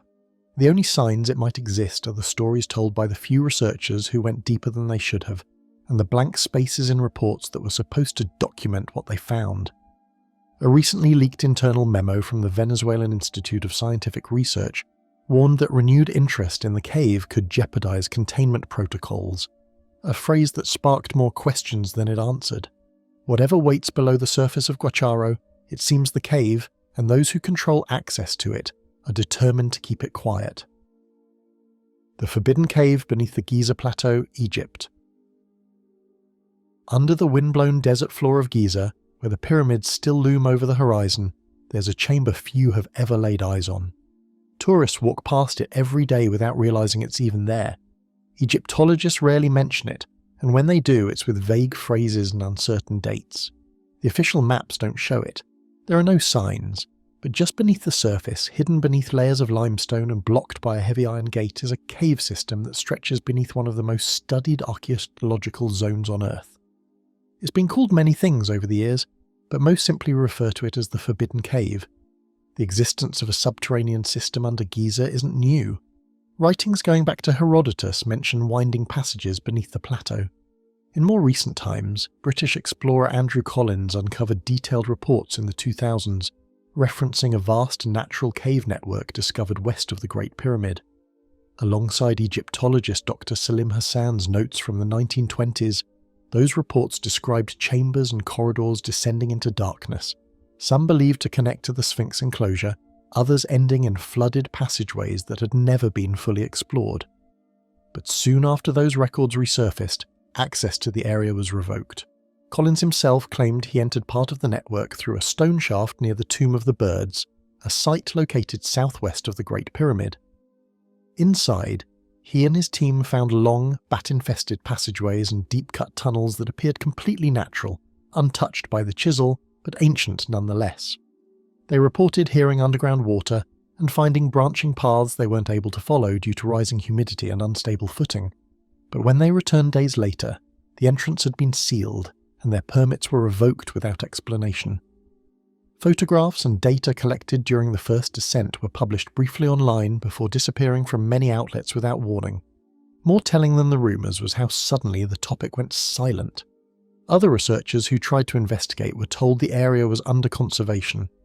When pressed, officials stated there was no cave system of any archaeological interest beneath the plateau. Yet a 2009 statement by Zahi Hawass, then Egypt's top antiquities official, confirmed the presence of an underground tunnel system, though he insisted it had already been thoroughly examined. He offered no maps, no excavation records, and no follow-up. Yet among the locals, the stories take a stranger turn. Some workers who've helped with restoration projects around the plateau have spoken quietly about shafts that open into black air, far deeper than expected. One man said he was told to stop digging when his team uncovered a hollow echo beneath the limestone, proof that a chamber lay below. He never learned what was beneath it, only that the project shifted away from that area the next day. Old radar scans conducted in the 1990s hinted at anomalies beneath the plateau, empty pockets beneath the Great Pyramid and irregular voids near the Sphinx. More recent scans released in 2017 by a French-Japanese team detected a large, unexplained cavity inside the pyramid itself, but no official efforts have been made to explore beneath the plateau where the cave is rumoured to lie. Some independent teams offered to conduct deeper non-invasive scans, but their requests were denied. In a classified transcript leaked by a former member of the Egyptian Antiquities Authority, there was mention of a sealed vault discovered during a soil stabilisation project in the early 1980s. The document described a chamber containing unusual magnetic signatures that interfered with the team's instruments. Instead of continuing the work, the entire stabilisation project was quietly moved 60 metres to the west, and the vault was never publicly acknowledged again. The document's authenticity has never been confirmed, but experts who reviewed its language noted that the technical phrasing closely matched that of legitimate internal reports from the same era. One curious detail often overlooked in mainstream discussions comes from a 1964 geological survey conducted by a German-Egyptian team. In their notes, largely forgotten until translated in the 2000s, they reported a sudden drop in subsurface resistance beneath a rectangular zone near the base of the Great Pyramid. They interpreted it as a possible erosion channel or fault line. However, a footnote written in pencil at the bottom of the report posed a question. If it's a fault, why does it follow a perfectly linear path? That survey was never repeated, and follow-up requests for the core samples collected during the study were reportedly declined by the archive staff in Cairo. A former drone specialist added to the growing list of anomalies when he shared what he alleged was footage from a permitted 2014 aerial survey conducted for a documentary. While the publicly released film focused on the majesty of the pyramids, the operators said their raw footage captured something odd, a circular depression in the sand near the Sphinx enclosure that appeared to pulse under certain infrared filters. He claimed the film was edited heavily before broadcast, and that both his hard drives were confiscated by airport security on his way home. No copies were ever released. A particularly eerie report came from a French photographer who took the risk of hiding overnight just outside the restricted area, long-range lens in hand. He said he observed a small team of men entering a low brick structure just before midnight. 2 hours later, only one returned. The photographer tried to question the man the next day near a cafe outside the Giza complex, but the stranger only looked at him, visibly shaken, and said, "It's not just a cave." Naturally, theories have emerged. Some believe the cave is natural, carved out over millennia by underground rivers, and that the ancient builders used it as a foundation or inspiration for their own tunnels. Others suggest it predates the pyramids entirely, that early dynastic rulers found the caves already there and deliberately built above them, believing the land to be sacred. The boldest theories claim the cave hides a lost structure or tomb that was never meant to be discovered. Satellite thermal imaging conducted in the early 2010s reportedly showed sudden temperature shifts near the supposed entrance site, suggesting airflow from an underground void, but the data was never included in official publications, something that connects too many dots or raises too many questions. A leaked correspondence between two unnamed consultants for UNESCO hinted that any major excavation beneath the plateau could destabilise the broader narrative of Egyptian chronology. But whatever's there, it remains sealed. There's no official dig underway, no lights in the shaft, no new permits issued, just a locked gate buried under sand, hidden behind a crumbling wall, and guarded not by soldiers, but by silence. Visitors walk the plateau each day under the scorching sun, gazing at pyramids and wondering what secrets they still hold. And just meters beneath their feet, a tunnel waits in the dark, its entrance closed, its path unknown, and its purpose forgotten. The Bohemian Grove House Vault, California. Nestled among the redwoods of Sonoma County is a quiet-looking estate, one that's watched more closely than outsiders realize. At first glance, Bohemian Grove appears like any other wealthy men's campground. Wooden cabins, rustic trails, and a central dining hall surrounded by towering trees. But the 3,300-acre site belongs to the Bohemian Club, an elite all-male group composed of world leaders, CEOs, military brass, and former presidents. Every July they gather here, away from the press and public view. While most reports focus on strange rituals or secretive meetings, there's one part of the Grove that almost no one talks about, the Grove House Vault. The Grove House is one of the oldest buildings on the property. It's where speeches are delivered, art is displayed, and archives are stored. But below its main floor, past locked doors and security-coded elevators, lies a chamber few have seen and even fewer acknowledge. According to former staff, it's not just a storage room or a wine cellar, it's a reinforced vault embedded into the hillside, sealed behind a steel door and protected by biometric scanners. Officially, no such room exists. Unofficially, it's been referenced in whispers going back over 70 years. One of the earliest mentions came from a caretaker in the 1950s, who later told a local journalist that he had once been asked to help carry sealed boxes into a lower room beneath the Grove House. He described the staircase as narrow and steep and the air inside as unnaturally cold. When he asked what the boxes contained, he was told only, "Not for you." The article never ran. The journalist said the story was quashed after a phone call from a senior editor in San Francisco. No explanation was given. Other fragments of the vault's story come from guests who were invited to speak at the Grove. One former Pentagon advisor claimed he was shown the upper archive area in the 1980s, where club records dating back to the 19th century were kept. But when he asked about a heavy, reinforced door at the end of the hallway, the guide abruptly changed the subject. Another man, a financier who attended in the early 2000s, told a colleague over drinks that the vault was not just for documents but for items, artifacts, things brought in, stored quietly and never seen again. Certain claims drift into territory that feels more like legend than fact. References to sealed jars containing rare chemicals or devices wrapped in lead-lined cases. One particularly persistent rumour claims that a black and white film reel was once shown in the vault to a very small group, footage so disturbing that it was immediately locked away again. None of these claims have been proven, and no physical evidence has ever surfaced. But the rumours have only grown. Those who've tried to investigate usually run into the same wall. Bohemian Grove is private land, and it's patrolled year-round by security teams who aren't just local guards. Journalists attempting to trespass are removed within minutes. In some cases, drones flown overhead have had their signals interrupted or blocked entirely, as if something inside the property is actively jamming them. Aerial photos show the Grove House clearly, but the area around it appears unusually dense. Tree cover seems thicker, almost planted deliberately to conceal whatever lies beyond its footprint. More and more scholars are beginning to ask the same question. Is the vault real, or is it a carefully engineered mask for something far more ancient? There are suggestions that the chamber predates the current Grove House building, and that the house was built over it deliberately as a cover. This idea is supported by architectural inconsistencies. Records from the early 1900s describe a root cellar in that location that was converted for private use sometime in the 1940s. After that, references disappear. Independent contractors hired during a brief renovation in the late 1990s have anonymously described odd instructions during their work. One electrician claimed that before beginning a wiring update near the Grove House basement, he was required to sign a non-disclosure agreement that was not issued by the Bohemian Club, but by a third-party security firm. He noted that a specific hallway near the back of the structure was off-limits, even for basic inspection, and that armed personnel were stationed outside it during his entire shift. When he asked a supervisor about it, he was told the hallway was historically sensitive and needed to be preserved undisturbed.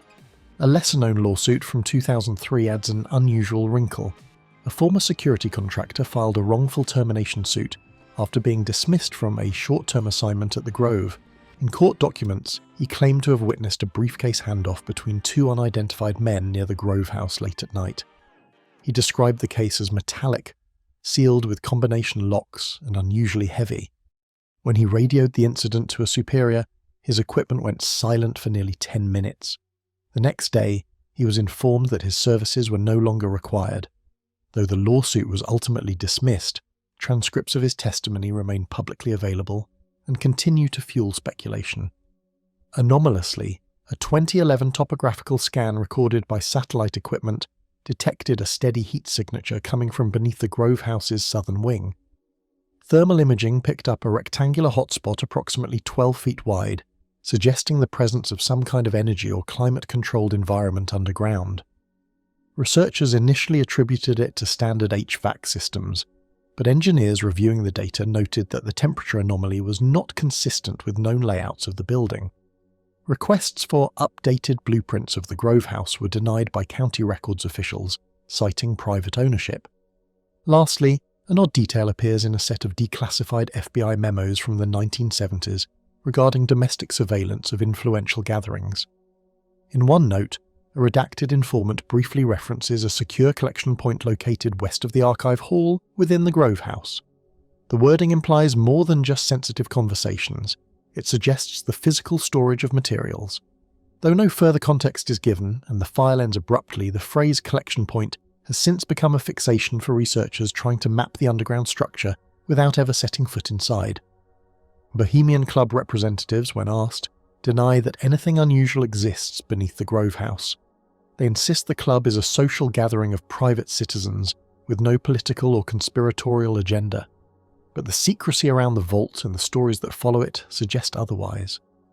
Guests come and go, speeches are made, ceremonies are performed beneath the redwoods, but the door beneath the Grove House never opens for them.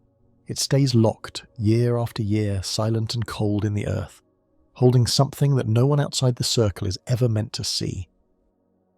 The ice caves of Mount Erebus, Antarctica. On the frozen edge of Antarctica's Ross Island, where brutal winds sweep across fields of ancient snow and the sun can vanish for months at a time, Mount Erebus rises like a smoking giant. It's one of the few volcanoes on Earth with a constantly active lava lake, its crater releasing plumes of gas into a sky that's almost always grey. But it's not just the summit that draws attention. Beneath the mountain's surface, where heat meets ice, lies a network of caves so strange and so isolated that no one is entirely sure what lives, or doesn't live, inside them. These are the ice caves of Mount Erebus, and access to their deepest chambers is strictly limited. The caves were discovered gradually, beginning in the 1990s, when researchers started noticing warm air escaping through vents in the snow near the volcano's flanks. Further investigation revealed hollowed-out chambers formed by steam rising from the mountain's interior, melting the surrounding ice and carving tunnels that wind through solid glaciers like glassy catacombs. These steam-carved passages aren't tiny. They're large enough for a person to walk through, some stretching for hundreds of meters in complete darkness. The temperature inside stays oddly consistent, just above freezing no matter how harsh the weather outside becomes. The walls are smooth and glowing white, occasionally veined with black volcanic ash. The floor is uneven, with pockets of supercooled water, soft ice, and sudden drops. The further in you go, the quieter it becomes. No wind, no sound, just the crunch of boots and the distant hiss of steam. And that's where the cave's mystery begins. Over the years, researchers from both New Zealand and the US have made occasional trips into the caves, collecting air, soil, and microbial samples. What they found wasn't just strange, it was entirely unexpected. In some areas, there were genetic traces of organisms that didn't match anything known in the immediate environment. Bacterial DNA that appeared to belong to species with no direct lineage in Antarctica, or in some cases anywhere else. Some assumed contamination, others weren't so sure. More puzzling is that many of the caves remain completely unlit and uninhabited by larger life forms. No insects, no moss, no signs of movement, and yet certain rock samples showed chemical signatures that suggest biological processes were happening, just out of view or beyond the reach of conventional tools. In 2017, a joint paper hinted at the possibility of entire microbial ecosystems existing in the deepest chambers, feeding on chemicals from the volcanic gas rather than sunlight, a form of life that could thrive in conditions more similar to Mars than Earth. That comparison wasn't an exaggeration. Some of the caves, particularly those near the summit, have oxygen levels that drop suddenly the deeper you go. Temperatures can fluctuate in strange ways. Electronic equipment behaves unpredictably. Batteries drain faster, data logs get corrupted. Several expeditions have reported needing to turn back early after losing communications inside, even when using short-range radio repeaters. Though mapped in part, whole stretches are still closed, without any official record of why. Not just due to instability or extreme conditions, but because of unexplained data inconsistencies. In 2008, a team attempting to map one of the deeper caves with 3D laser scanning reported that the internal layout kept changing between scans. Hallways that had appeared on the first pass were gone on the second. Rooms seemed to expand slightly by inches without any known cause. The anomaly was dismissed as equipment error, but nothing was publicly published after that. From above, the technology falls short. Satellite scans can't reach far enough to reveal what lies deep underground. Even high-resolution thermal imaging has trouble picking up heat signatures due to the thick ice above. Some believe there are deeper sections of the caves that haven't yet been accessed, hollowed-out chambers that might lead even further down toward the volcanic core. There are unconfirmed reports of international teams applying for private research permits under false project names, with those applications disappearing without a trace. Unpublished notes from a 2014 research team suggest that some of the cave walls emit low-frequency vibrations, barely perceptible but consistently measured using ground microphones. These vibrations don't correspond with known volcanic activity and appear to follow no regular pattern. The team installed geophones at 3 locations inside the caves, and all recorded sporadic pulses that came from deeper within the ice, too deep to trace accurately.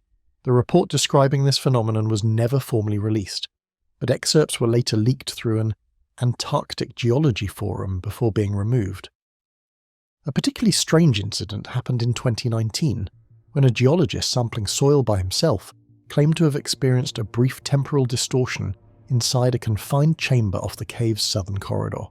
According to his personal logs, he entered the passage at 13:10 local time, stayed for what he believed was 20 minutes, then returned to camp.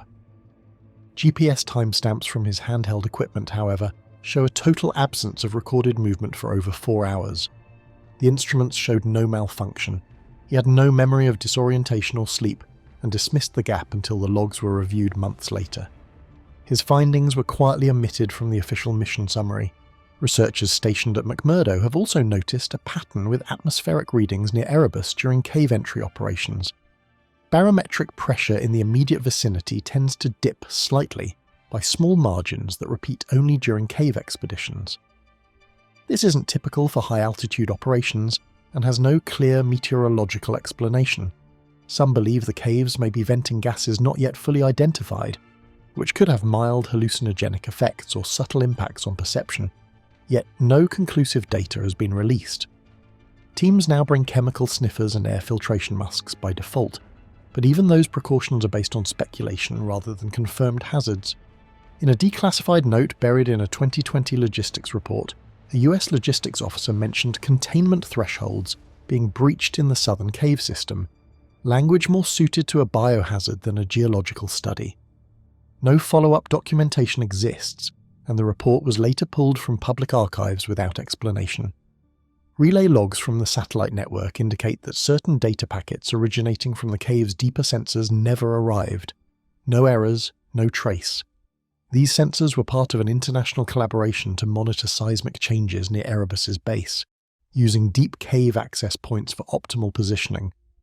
The data disappearance was assumed to be a transmission error, but when researchers attempted physical recovery of the hard drives, the units were gone, missing entirely, with no sign of tampering at the placement sites. Internal emails among the scientific teams referenced the term signal interference from unknown origin, though no explanation has been offered to the public. Mount Erebus continues to smoke and churn, its summit glowing faintly beneath the Antarctic sky. The caves remain, mostly undocumented, sealed behind layers of ice and steam. What's down there? Alive, dormant, or something else entirely, remains hidden in silence, in a place where sunlight never reaches, and only the mountain knows the path forward. The door to the underworld, Siberia, Batagaika Crater. In the vast frozen stretches of eastern Siberia, where the forests thin into icy silence and the ground itself seems to breathe cold air, there's a place locals won't go near after dark. It's not fenced, it's not guarded, and yet it grows larger every year, carving deeper into the earth like a wound that doesn't heal. Scientists call it a mega slump, but the people who live in the Sakha Republic have a different name for it. They call it the door to the underworld. The Batagaika Crater wasn't always there. In the 1960s, the land was cleared for logging and infrastructure, and the protective layer of forest that kept the ground cool was stripped away. Without that cover, the permafrost began to thaw. At first, the slope just sagged. Then it collapsed. Over the next few decades, the crater expanded slowly. But then, sometime after the 1990s, it started growing much faster. Entire chunks of hillside vanished. Trees dropped into the void like dominoes. Now the crater is over 1 kilometre long and nearly 100 metres deep, and it's still expanding. Unlike most sinkholes, Batagaika isn't truly a hole at all. It's a rip, a yawning stepped scar in the earth, exposing layers of frozen soil, ancient plant matter, and long-buried secrets that haven't seen the light of day for tens of thousands of years. As it grows, it exhales, not just moisture and dust, but methane and carbon that have been trapped beneath the surface since the Ice Age. Some days, the air around it seems to shimmer. The temperature drops near the rim, even when the sun is out, and sometimes there are sounds, groaning, cracking, deep pops that seem to come from somewhere below the floor. Archaeologists and geologists who've descended into Batagaika describe it as surreal. The walls reveal frozen layers of earth going back hundreds of thousands of years, perfectly preserved. In one section, they found the carcass of a mummified horse, skin still intact, dated to around 4,400 years ago. In another, the remains of a prehistoric bison emerged from the ice. But those are just the things we've seen. Most of the crater's depths remain unexcavated because going too far in isn't safe. The edges shift without warning. The floor sometimes drops inches overnight. Equipment left at the base has been found days later, crushed or buried under new slides. There's also the problem of distortion. Some teams have reported compass drift and GPS inaccuracy near the centre of the crater. Devices that function perfectly elsewhere begin to fail the closer you get to the lowest tier. One group in 2016 described an unusual vibration in the ground, so subtle it didn't register on instruments, but strong enough to be felt in the soles of their boots. They turned back within hours. The stories told by locals dive even deeper. The indigenous Evenki and Yakut people have long believed the land around Batagaika to be unstable in more than just a physical sense. There are tales of travellers who disappeared after walking too close to the crater's edge during winter. Stories of a strange hum on certain nights, and of animals refusing to pass near it even when hunted. Some say the crater is waking something, or exposing something that was better left buried. A few have even suggested the crater isn't just a geological formation, but the reopening of something ancient and unnatural. So far, there's been no conclusive explanation for the more unusual reports. Scientists continue to study the site for clues about climate change, ancient ecosystems, and permafrost collapse, but the more the crater grows, the more questions it seems to raise. One theory suggests that underground ice lenses, massive, frozen sheets hidden deep in the earth, are collapsing in sequence, pulling the land down with them. Another proposes that the land was already unstable long before the forest was removed, and what we're seeing now is a delayed chain reaction finally reaching the surface. Thermal imaging from flyover drones has picked up faint heat signatures deep within the crater, well beyond where sunlight could reach, and in areas with no geothermal activity. Initially dismissed as glitches, these readings have reappeared in multiple surveys across different seasons. What's more unsettling is that the signatures shift locations between scans, often appearing in the same lower sections that research teams are advised to avoid due to instability. No official expedition has been launched to trace the source of the warmth, and local scientists have been reluctant to speculate publicly. Strange artifacts have reportedly been discovered at shallow depths near the outer rim, but most have not been catalogued in peer-reviewed papers.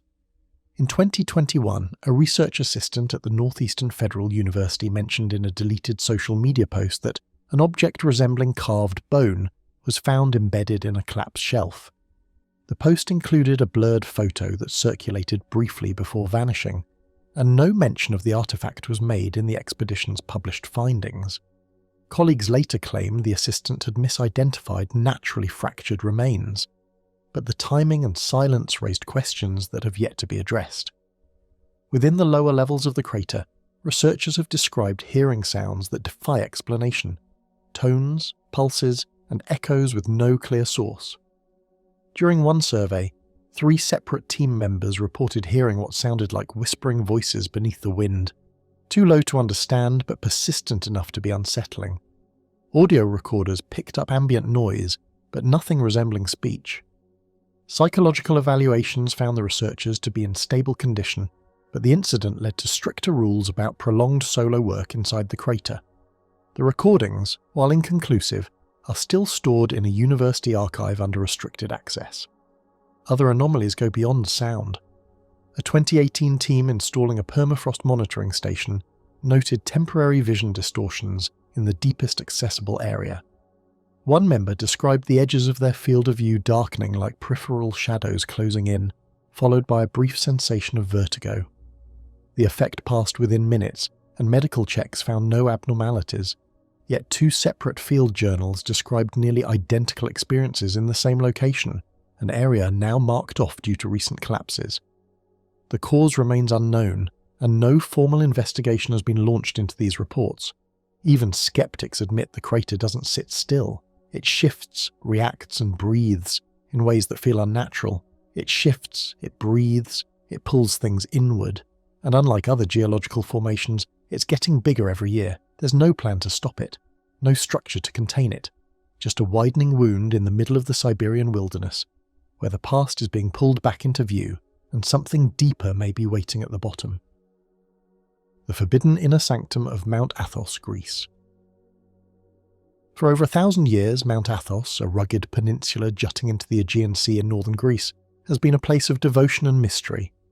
Often called the Holy Mountain, it's home to 20 Eastern Orthodox monasteries, perched on cliffs and hidden among thick forests.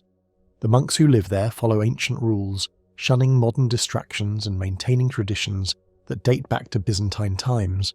But beneath the prayers and quiet chants lies a secret known to very few, the forbidden inner sanctum.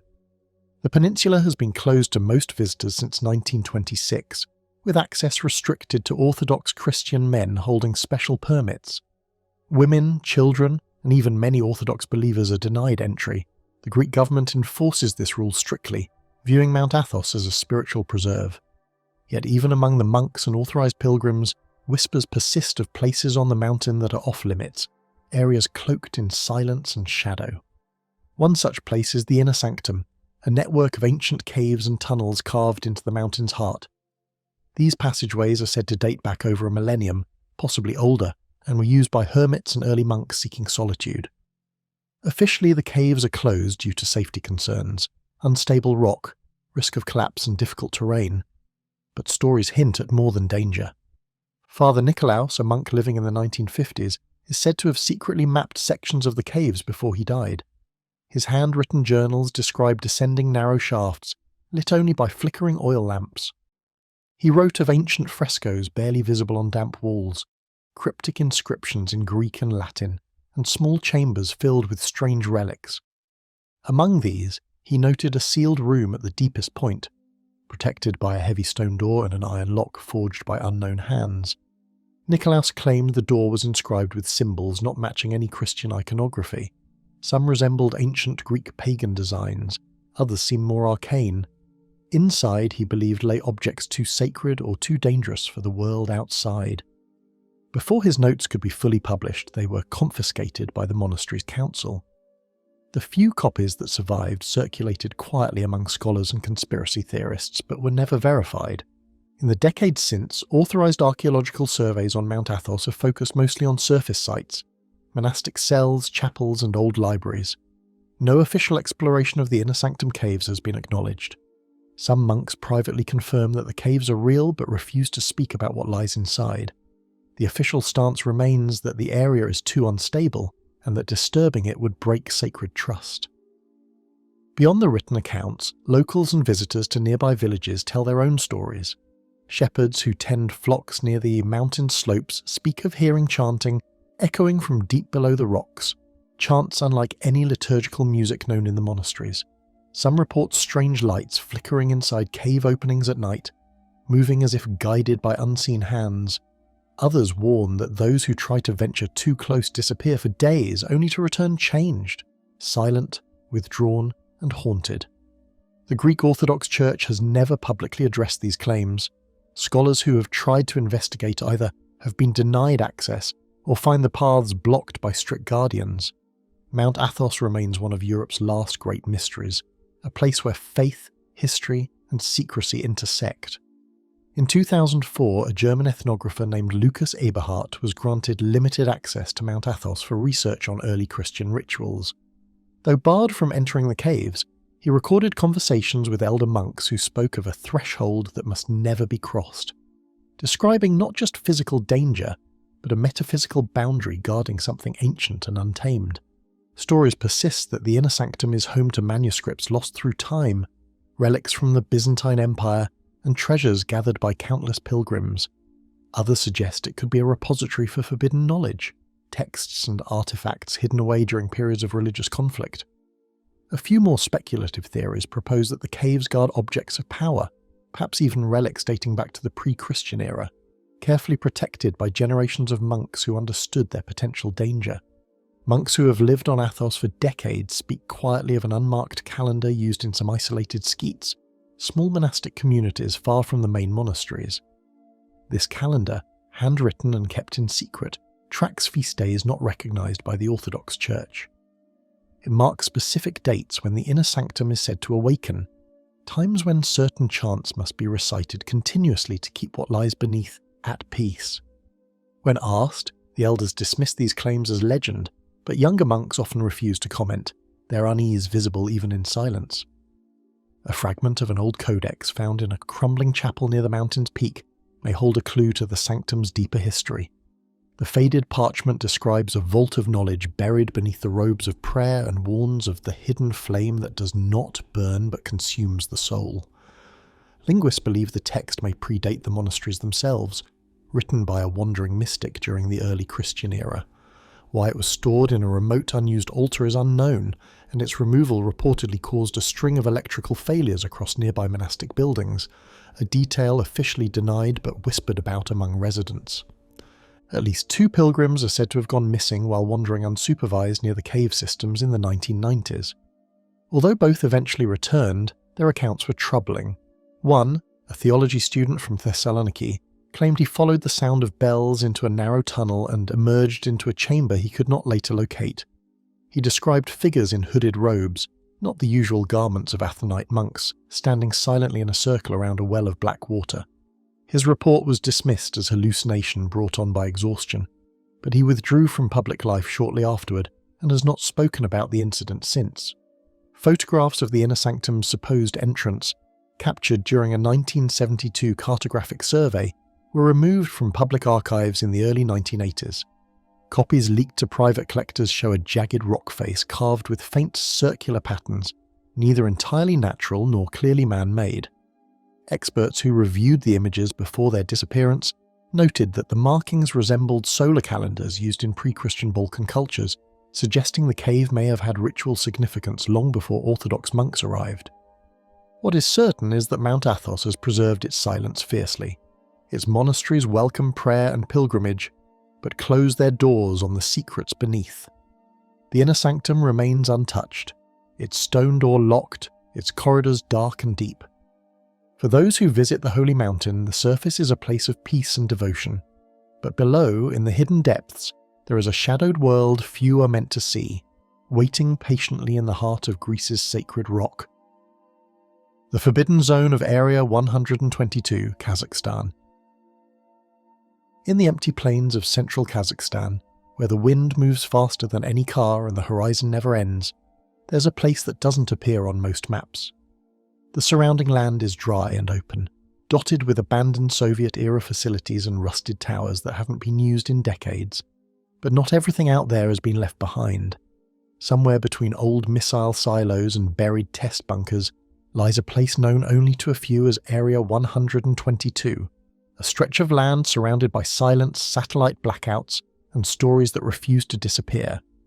You won't find Area 122 listed in any official documentation. The Kazakh government has never acknowledged such a zone, and no civilian coordinates point to anything unusual. Yet for decades, locals have spoken about a fenced-off region northeast of Kurchatov, hidden inside the old Semipalatinsk test site. During the Soviet era, this entire region was sealed tight as one of the USSR's most active nuclear testing grounds. Over 400 nuclear detonations were carried out there between 1949 and 1989, most of them above ground. The scars remain: craters, shattered buildings, poisoned lakes. But Area 122 was always different. It was never part of any known blast zone, and yet it's the one place where no one is allowed to go. The area in question lies past a region called the Experimental Field, where early detonations once cracked the earth open like glass. In satellite images, the terrain shifts from open scrub to a patch of ground that appears unnaturally smooth, like something was buried or flattened with precision. There are no roads leading in, just faint tracks that end suddenly. Visitors who've gotten too close have reported strange sensations, tingling in the skin, dizziness, a sense of overwhelming pressure in the chest. Some assume radiation, but portable Geiger counters don't always spike. Sometimes they register nothing at all. A few ex-military personnel from the Soviet years have dropped hints over the years, but nothing specific. One technician who worked in the area during the 1980s mentioned underground facilities unlike anything else he saw in his career. Caverns reinforced with metal ribs, elevator shafts that led down far below ground, and sensors embedded into the rock walls. He said he was told it was for seismic research, but he also said there were rooms where no one was allowed to enter without direct orders from Moscow. But some tales drift into far stranger territory.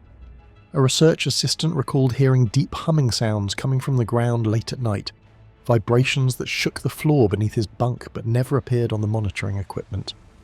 A pilot flying over the area in 2003 reported temporary radio interference and the failure of navigational systems. His aircraft recovered control once it cleared a narrow zone that matched the coordinates passed down through old maps that no longer officially exist. An international nuclear monitoring team petitioned for access in the early 2000s, citing concerns tied to long overdue decontamination efforts. Their application was denied, no explanation was given. A second request a year later was simply ignored. When asked, Kazakh authorities referred to ongoing state-level research and cited national security. The zone remains inaccessible, protected by what appear to be motion sensors and hidden observation posts. Although no guards are ever seen, speculation hasn't stopped, even if the evidence has. Some believe the Soviets discovered something deep underground, perhaps a mineral deposit, a geological anomaly, or something artificial. Others think Area 122 was used to test technology that had nothing to do with weapons, exotic propulsion systems, time-based field experiments, or attempts to manipulate gravity. The most extreme versions of the story involve non-human contact, recovered objects, and a facility still in use today under joint Russian-Kazakh control. None of these claims has been verified, but none have been fully debunked either. Long-range sensors stationed near the perimeter have occasionally picked up low-frequency vibrations that last for several minutes and then stop without warning. The patterns don't match seismic activity or any known natural phenomenon. One German research group operating near the former test site in 2011 detected what they described as a mechanical pulse, like a distant engine turning over beneath the soil. One technician monitoring the signal remotely claimed it contained rhythmic intervals too uniform to be natural, almost as if it were timed or encoded. Attempts to triangulate the source led them to the vicinity of Area 122, after which their equipment inexplicably failed and they were forced to abandon the study. Several abandoned bunkers close to the Forbidden Zone are covered in symbols not found in standard Soviet military records. These markings, etched into rusting steel and worn concrete, appear geometric and repetitive, almost like a language or code. Some of the symbols have since appeared in satellite footage etched into the ground itself, large enough to be seen from orbit but invisible at ground level due to shifting light and terrain. Linguists consulted by independent researchers have noted similarities to archaic Turkic scripts, though none match known dialects. One expert speculated they might represent an early or altered form of notation used for containment rather than communication. A review of 2 decades worth of satellite imagery shows strange, localized ground disturbances forming an irregular pattern around the zone. Soil discolorations and concentric rings, dead vegetation forming precise arcs, and melting frost in the shape of hexagons have all been documented. These anomalies are seasonal but consistent, and they do not appear elsewhere in the test site, including areas with much higher known radiation levels. Analysts have dismissed them as environmental quirks, but the symmetry of these formations suggests intent, not accident. Whistleblowers who have tried to speak out about Area 122 often vanish from public view. A Kazakh journalist who published an exposé on the zone in 2007 disappeared en route to Almaty days before a scheduled interview. His last communication was a brief voicemail, stating he had seen the place, and that the ground was breathing. His vehicle was later found abandoned with no signs of struggle. No follow-up investigation was opened, and his article was removed from the publication's archives within a week. What raises eyebrows isn't just what's there, but how much effort has gone into hiding it. Not erased, but concealed in plain sight. Part of a larger forbidden landscape that the world has mostly forgotten. The Semipalatinsk test site is now treated as a relic of the Cold War, a symbol of nuclear regret. But somewhere inside its boundaries, past the public ruins and decaying towers, something remains active. The Earth is still warm in places where it shouldn't be. Instruments fail, paths vanish, and Area 122, whatever it was originally meant to contain, still refuses to let anyone look too closely.